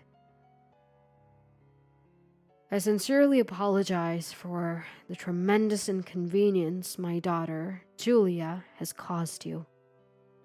The chairman himself had made an apology call. Apparently, he had heard the detailed story from the chairman of the Johnson Group, my father-in-law, and when he asked Julia, she readily admitted to it. The Lee Group does not think about crushing the Johnson Group at all. This trouble is my responsibility as a parent. I am truly sorry. It turned out that everything had started from Julia's delusion.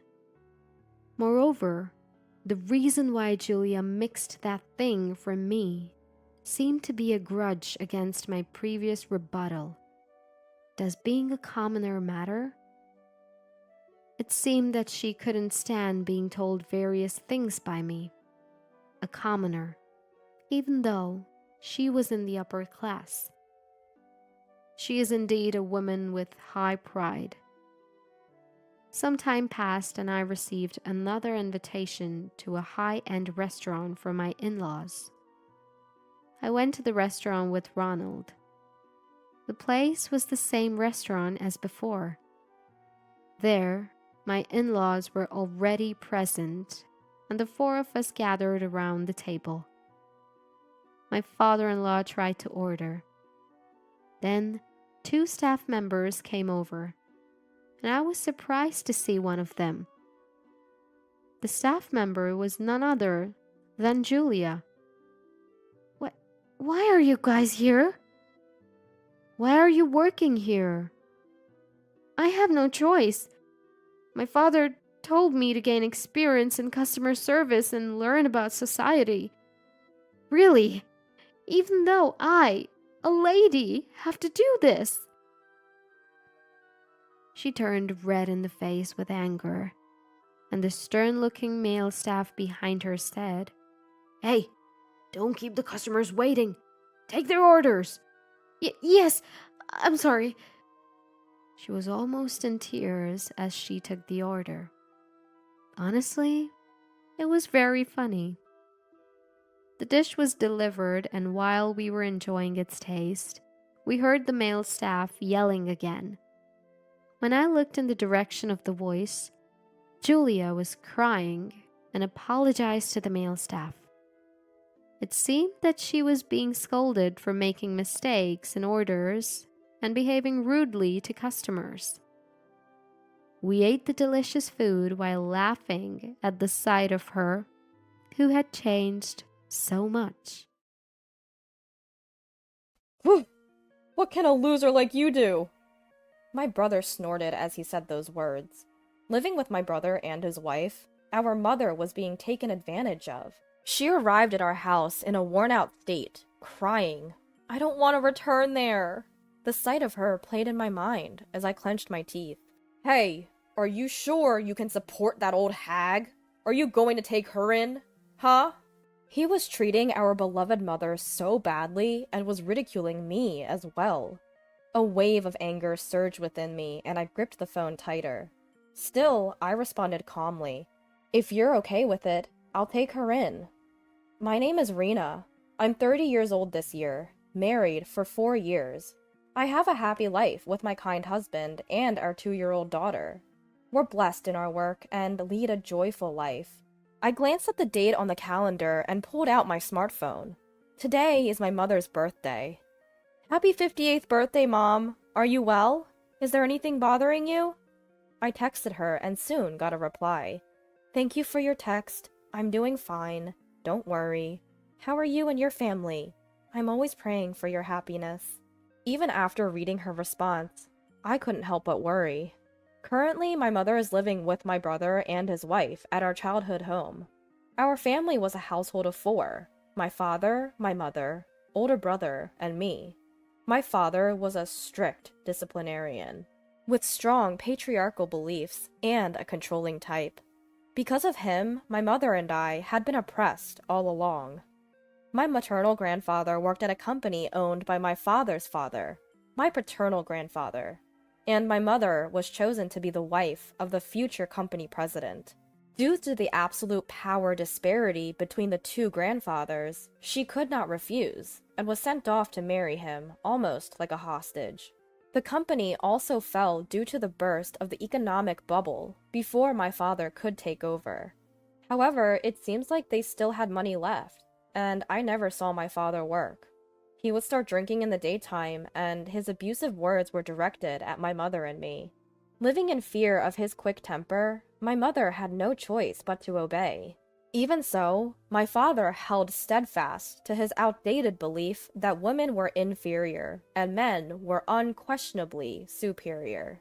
He doted on my brother with this perspective, treating him as if he was something special. My brother got anything he wanted growing up, while I could never even express my desires. "A woman shouldn't be greedy," our father would scold. It's due to this upbringing that my brother developed a sense of entitlement, always believing he was special while treating me as less than him, constantly ridiculing me. I remember how painful it was to grow up in such an environment. Every day I dreamed of leaving home as soon as possible. Despite my excellent grades, my brother, who performed poorly in school, was allowed to go to expensive private high school and college, while I was not even permitted by our father to attend high school. "Women don't need education. It's a waste. You should either get married soon or start working at a minimum wage job," he would say dismissively. I remember the time when my brother told me, "You're a dumb girl who's a failure. It's a waste for you to go to high school." And I cried in frustration at the utter unfairness of it all. In the end, my mother secretly arranged for me to attend a boarding high school. Despite the tough home environment, my mother was always on my side. "Rena, it's okay. You can escape from here. You will surely find happiness." I remember my mother saying these words before I went off to high school. I graduated from university using scholarships and money I earned myself. Since high school, I've barely returned home. I didn't attend my brother's wedding, and I didn't tell them when I got married. But I kept in touch with my mother, and occasionally met up with her. It's not an overstatement to say that I owe who I am today to my mother, a presence of utmost importance in my life. She was a gentle soul who may have been weak-minded, but loved me with all her heart. I always wished happiness for her. I remember when our father died from years of poor lifestyle habits. I didn't attend the funeral, but I received shocking news from my mother. On his deathbed, my father told my brother and his wife to move back home and live with our mother. Since then, my brother and his wife have been living with my mother. I wanted to protest, but my mother said it was okay, so I didn't say anything more. Instead, I kept in touch with her like this. Still, it was my brother. Would he take care of my mother properly? Was my mother truly okay? I always had a feeling of unease. After a while, my fears proved right. One night, the intercom of our apartment rang unexpectedly. When I answered, my mother stood there, dressed, ragged. Despite it being late fall, she wore a thin, old, short-sleeved shirt and a skirt so worn out I couldn't tell when she had gotten it. Her hair was disheveled, her cheeks hollow, her eyes sunken, and she was trembling, uncontrollably. I was taken aback by her appearance and raised my voice. "Mom? What on earth happened to you?" "Rena, I'm sorry to just show up like this," she uttered in a voice so weak it could disappear, as tears streamed down her face. I welcomed her in, and my husband quickly prepared a warm drink and a blanket. Once she had settled down, Mom began to speak in a halting voice. Soon, after she had started living with my brother and his wife Nicole, it seems they had been treating her like a maid. Not only had they forced her to do all the housework, but if she didn't do it to their satisfaction, my brother would scorn her, calling her useless and a nuisance, threatening to throw her out. Nicole was calling my mom an old hag. She even sold my mom's few precious jewelry pieces and clothes. And then they'd gone about spreading false rumors that my mom was a troublesome mother-in-law. Mom had lost weight rapidly, and when she fell ill and bedridden, she was roused and forced to do household chores again. Seeing my mom talk through her tears, my heart ached unbearably. "Mom, why didn't you tell me you were suffering so much?" "Rena, I've put you through hardship since you were a child. I didn't want to burden you any further. I thought if I could just bear it," my mom said, her voice trembling. Then an email came in. "Oh, it's from Nicole." "Where are you? You didn't do the laundry and there's no food. Do you want your things to be sold again?" The email made her hands shake. "I'm sorry, Rena. I don't want to go back to that house." Upon hearing my mother's words, I pulled out my smartphone without saying a word. I dialed the number my mother gave me. After the dial tone, my brother picked up. "Who's this?" In response to his gruff voice, I answered. "This is Rena. Mom's here with me." "Oh, it's you.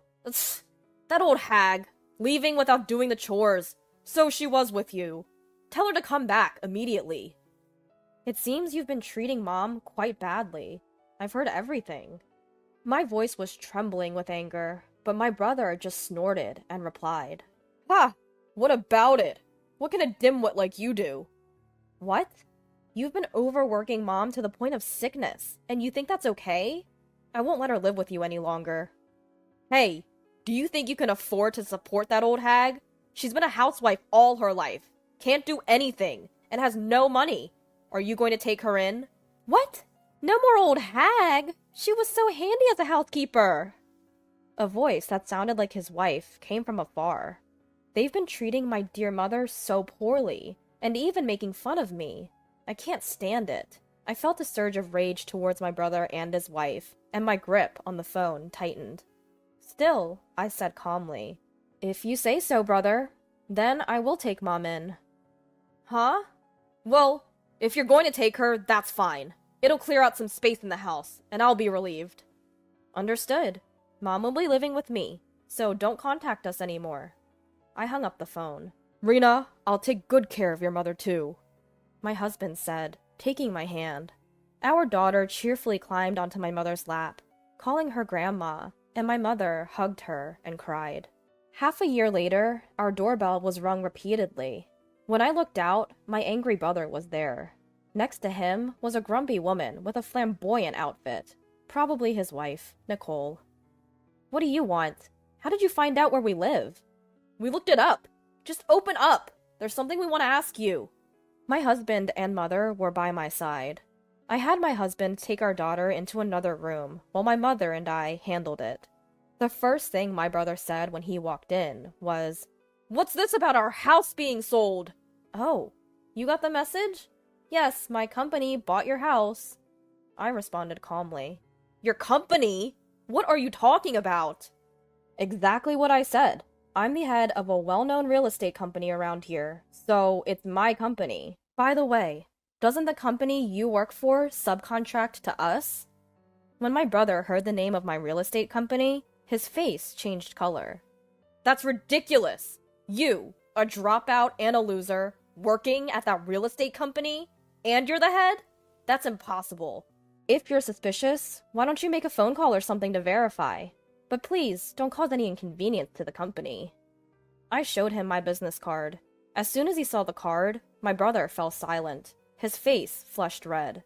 Indeed, after graduating from university, I had worked hard and been hired by a major real estate company. Later, I was headhunted as an executive for a newly established company, Company A. For your information, I met my husband at work, and we got married. He's what you would call a landowner, so I think we're considerably wealthier than you. There's no reason for you to call me a dropout or a loser. I could easily support Mom, you know. My brother, wide-eyed and gritting his teeth, didn't respond. His wife's face expressed shock. Damn it! Okay. What about our family home? What do you mean you sold it?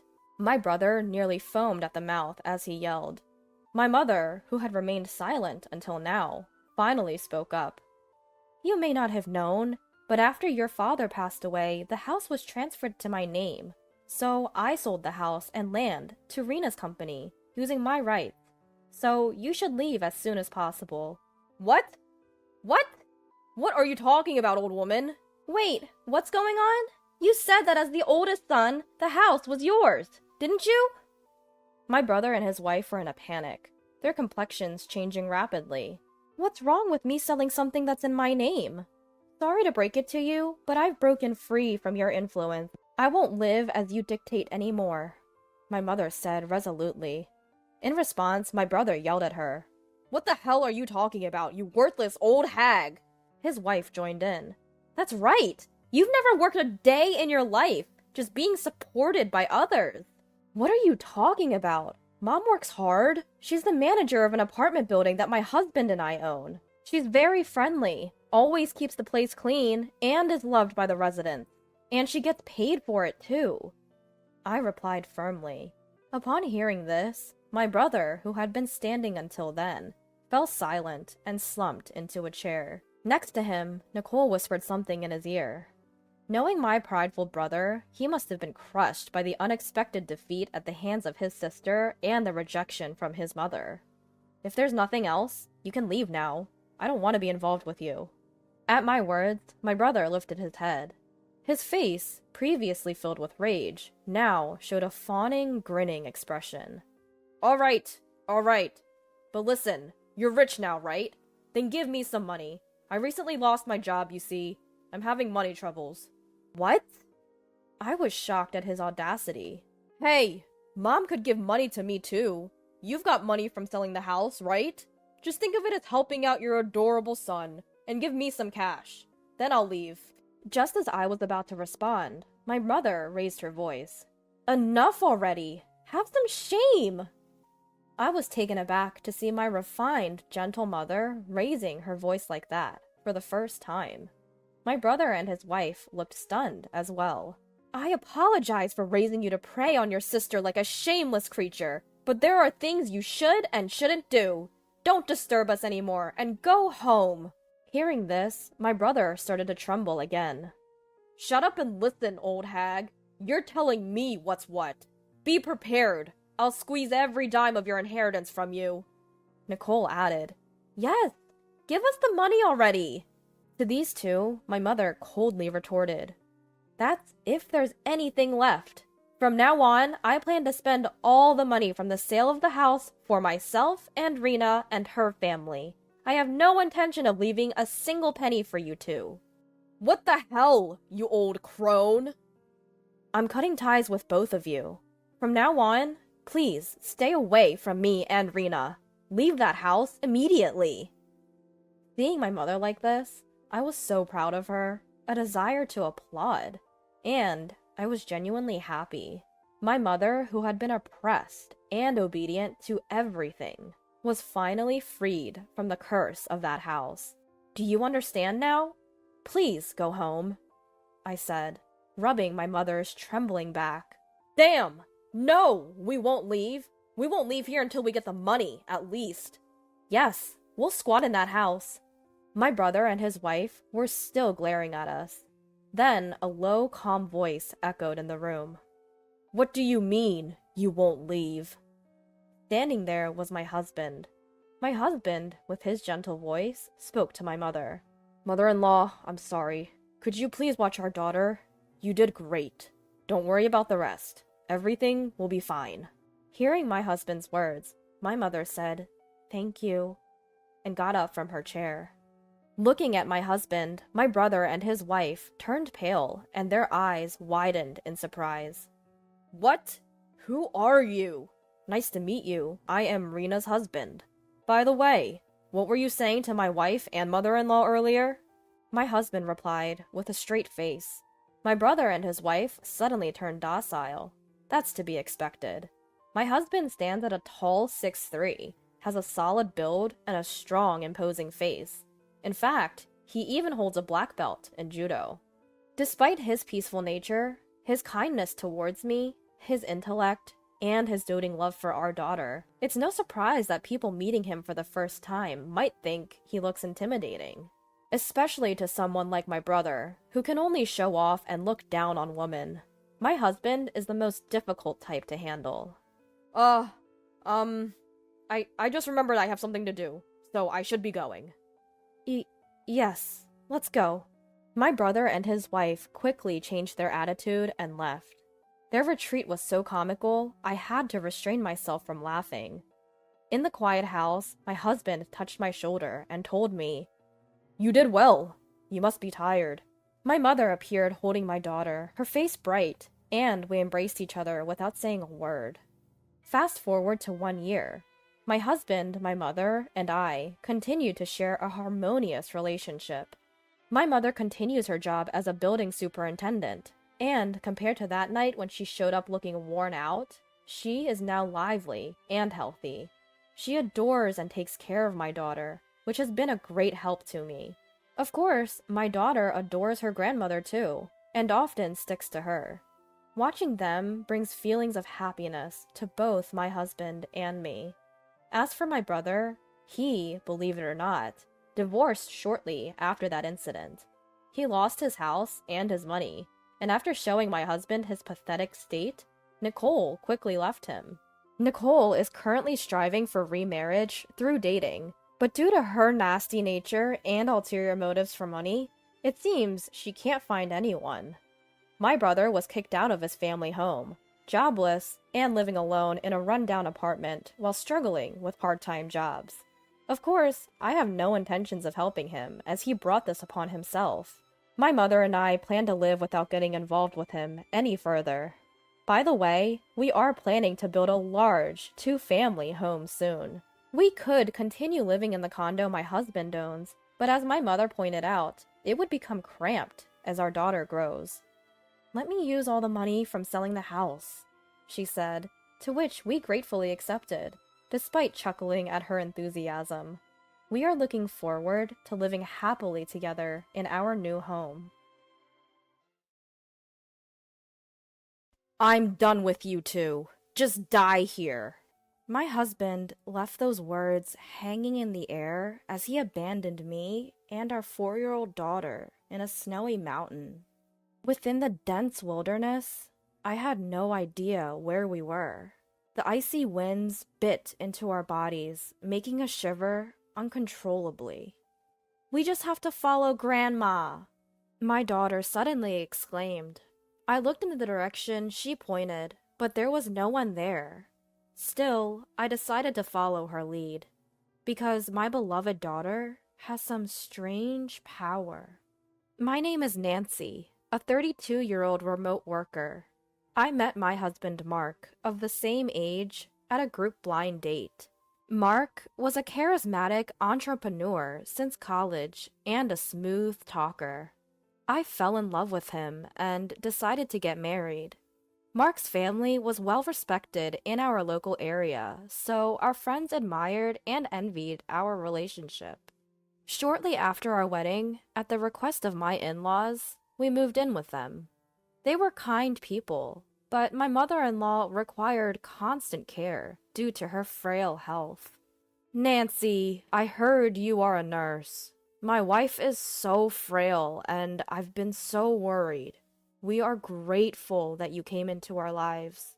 If I can be of any help, I am more than happy to do so, I replied. I quit my job as a nurse to take care for my mother-in-law and started working from home, as I always wanted.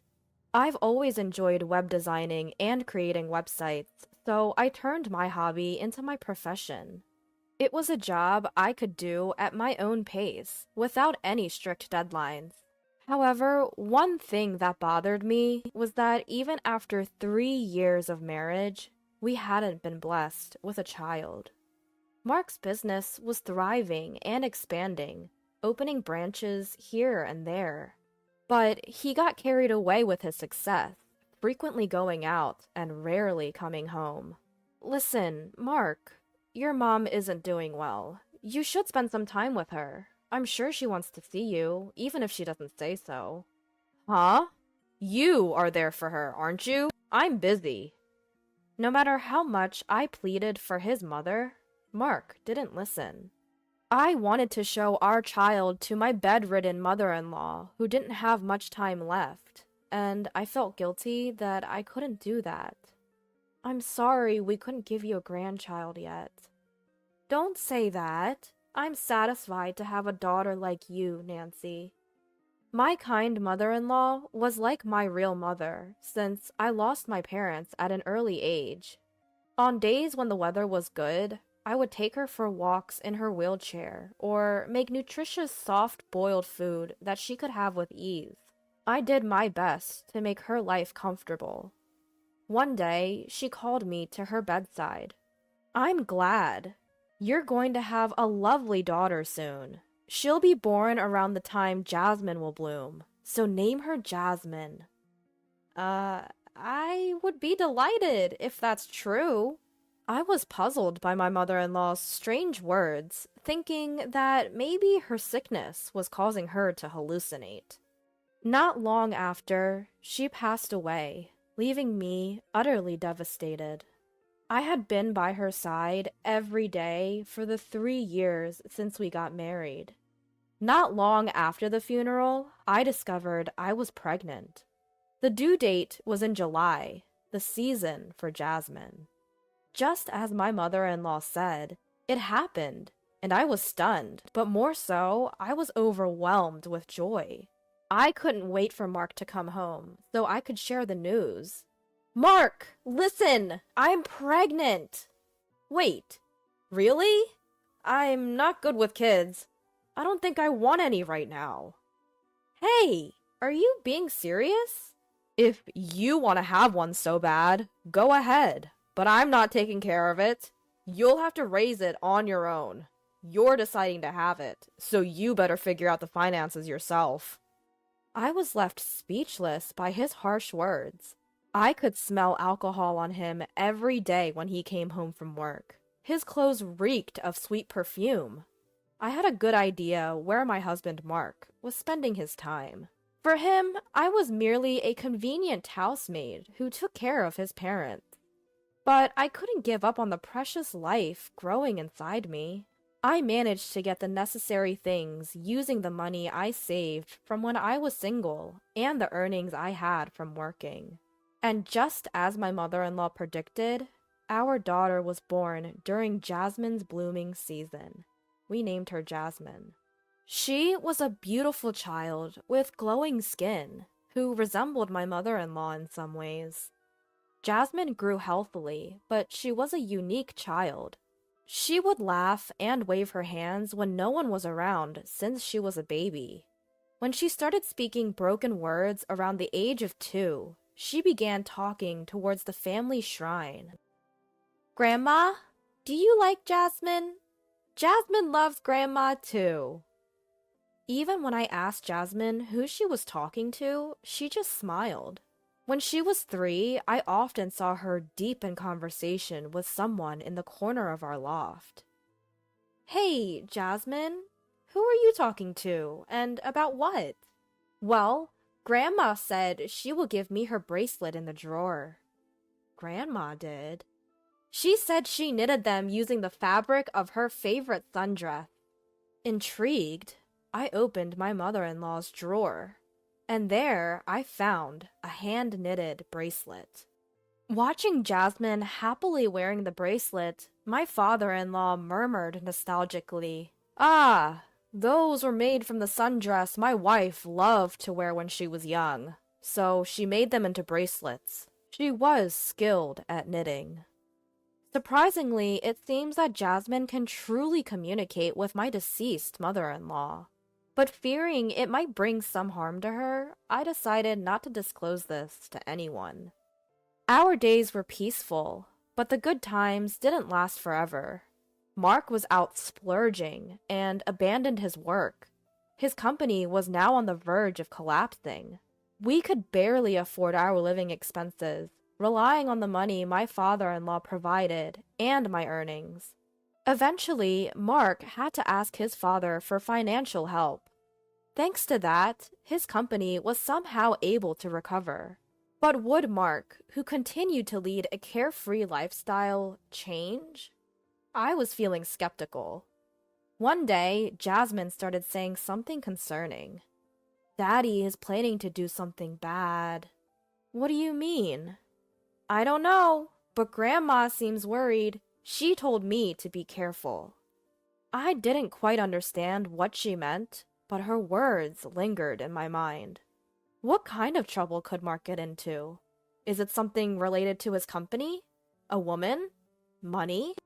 I thought about it, but without any evidence, I couldn't confront him. But just to be safe, I started carrying a voice recorder. And I told my daughter not to tell her father that she could see her grandmother. It was because I had a vague feeling of unease.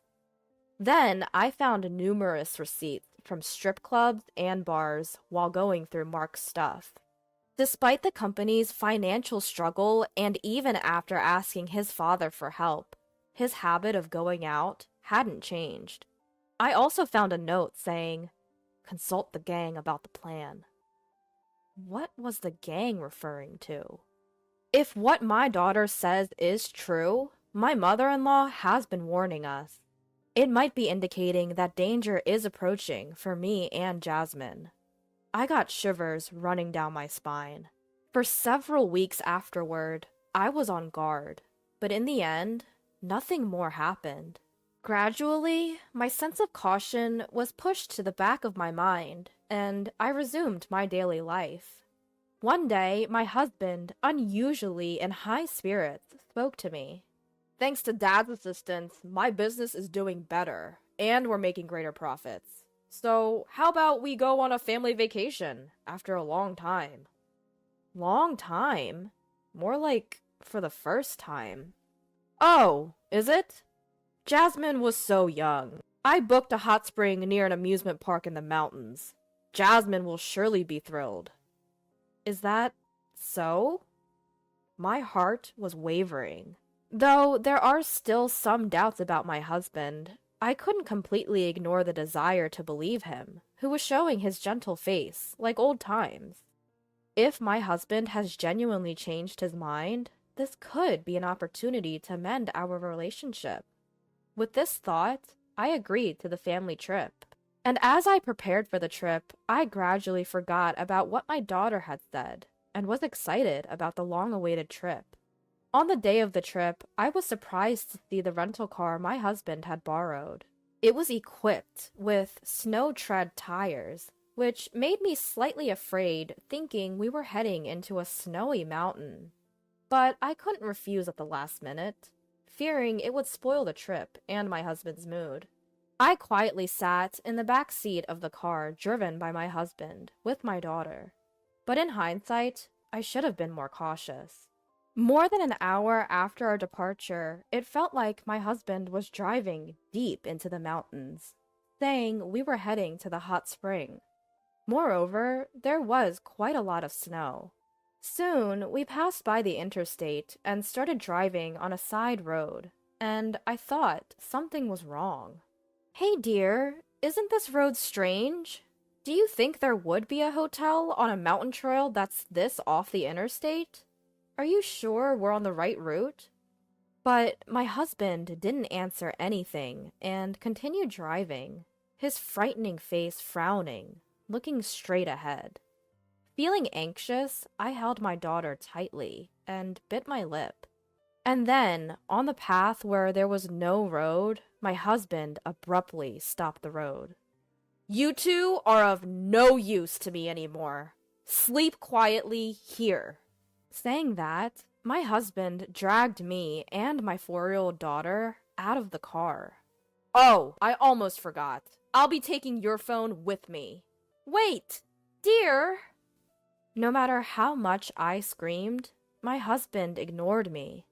And the moment he started the car, he turned to us, smirked, and drove away. No way. We were left behind.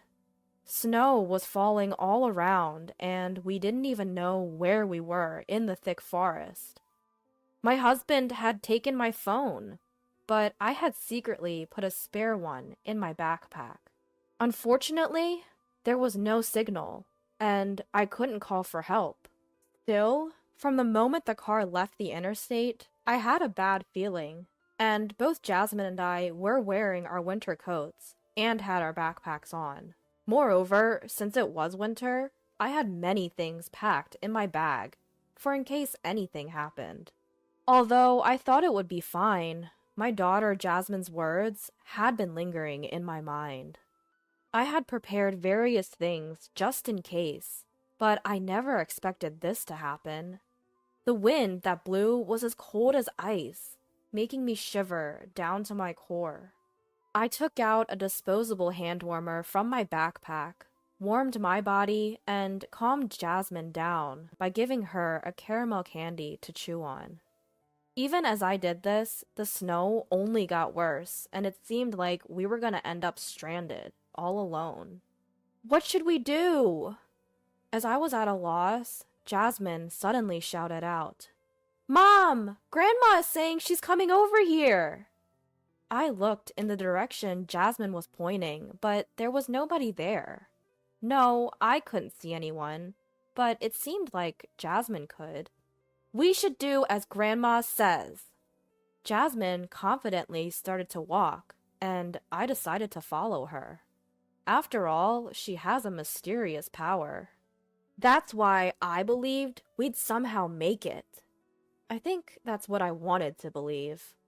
I walked carefully through the accumulating snow, holding Jasmine's hand tightly so as not to slip. "Mom, I see a light! Grandma is telling us to go towards it." Indeed, I could see a light in the direction Jasmine was pointing. We're saved, I thought, feeling like I was about to burst into tears. "Thank you, mother-in-law." I quietly whispered my gratitude to my mother-in-law. Finally reaching a hotel at the foot of the mountains, we decided to rest there to warm up. I had put extra cash in my backpack, so I knew we could stay for a while. And now I began to plan my revenge on my husband. "Don't think I'll forgive you for this. I'm going to thoroughly investigate why you wanted us dead, so be prepared." 5 days later, I contacted my father-in-law. My father-in-law was very surprised to hear from me, but when he found out that Jasmine and I were safe, he was very happy and came to pick us up from the hotel.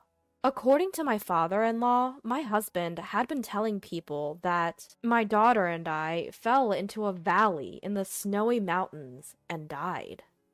I was flabbergasted. On top of that, he apparently said, "We searched, but couldn't find them. It doesn't look like we'll be able to find them until spring. And it's sad to leave it at that, but we're going to hold the funeral first." Despite my father-in-law telling him to wait a little longer, he was going ahead with the preparations. Furthermore, my father-in-law handed me something. With that, I found out a shocking truth. Upon visiting my husband, sure enough, preparations were underway for our funeral. Large photographs of Jasmine and I were being displayed as portraits.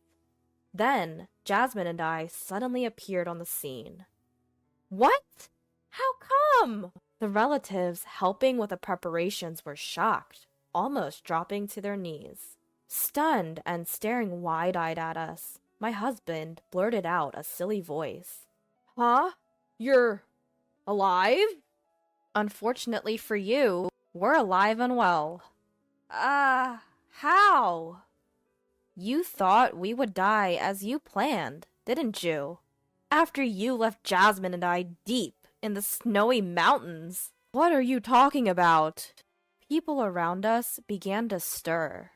No surprise there. If my husband intentionally left us, even though he told everyone we had fallen into a valley in the snowy mountains, this would be a serious crime. Stop lying! Can you say the same after hearing this? I played an audio from the hidden voice recorder I had. I don't need you guys anymore. Just die here. Mark's voice echoed, and the people present started to stir even more. I never said that. She's making up lies. He tried his best to shut me up, but his face was pale and his mouth was trembling. To finish him off, I played a video from my phone. In the video, Mark said, As planned, I abandoned them in the snow-capped mountains. With the life insurance money from my wife and daughter, my company can recover, and I can also enjoy a luxurious lifestyle. Of course, I'll also repay the loan I took from your group with some extra, so please, wait a little. The video perfectly captured him on the phone with someone in the car. He tried to shut off the camera in a hurry, but it was too late. Everyone was whispering, giving Mark cold, scornful looks. How did this get out? Who was it? I asked your father to copy the footage from the dash cam in the rental car you used. Dad, you abandoned your own son? Why would you side with a complete stranger? Mark said as he confronted my father-in-law. However, it seemed that my father-in-law was very angry, glaring at Mark with a terrifying expression. Well, it's no surprise that he would abandon you. After all, you secretly took out a large life insurance policy on not only Jasmine and me, but also on your father. I wonder, when you mentioned group, did you borrow money from a sketchy organization and then targeted our lives? Unbelievable. My father-in-law stood imposingly, thrusting a life insurance policy he found in Mark's drawer at him and shouting, You were planning to kill me too, weren't you? You wanted all my assets to yourself, didn't you? How dare you call yourself my son? And so, with accusations from his father and evidence piling up, Mark, now cornered with no way out, made a startling statement. Look, everyone ended up alive, so it's all good, right? I was forced into doing this by loan sharks. I had it tough too, so forgive me. Don't make me laugh. There's no way I can forgive you. I'll be reporting this to the police. No way! We're a family! You can let this slide, right? Please? And so, Mark got on his knees and bowed in front of us. My father-in-law and I looked at each other in disbelief. I'm sorry. I'll change my ways. Please forgive me. Spare me from the police. I'll turn my life around. With his forehead rubbing against the floor, shedding tears, snot, and drool, Mark made a truly pitiful sight. There's absolutely no way. I'm utterly disgusted with you. You can go to hell. Mark probably expected his apology to solve the situation, so hearing this, he was shocked.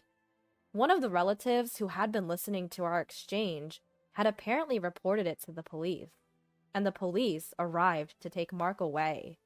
In the end, with all the evidence against him, Mark was convicted of a serious crime for attempting to take the lives of his wife, daughter, and his own father. he will likely be behind bars for a very long time.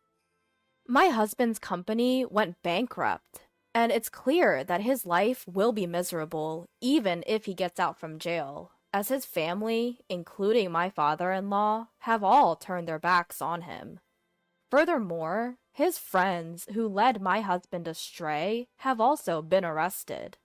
We obviously got divorced, and I won full custody of our daughter, Jasmine. In addition, at the earnest request of my father-in-law, Jasmine and I formed a special adoption bond with him and received his inheritance as a gift while he's still alive.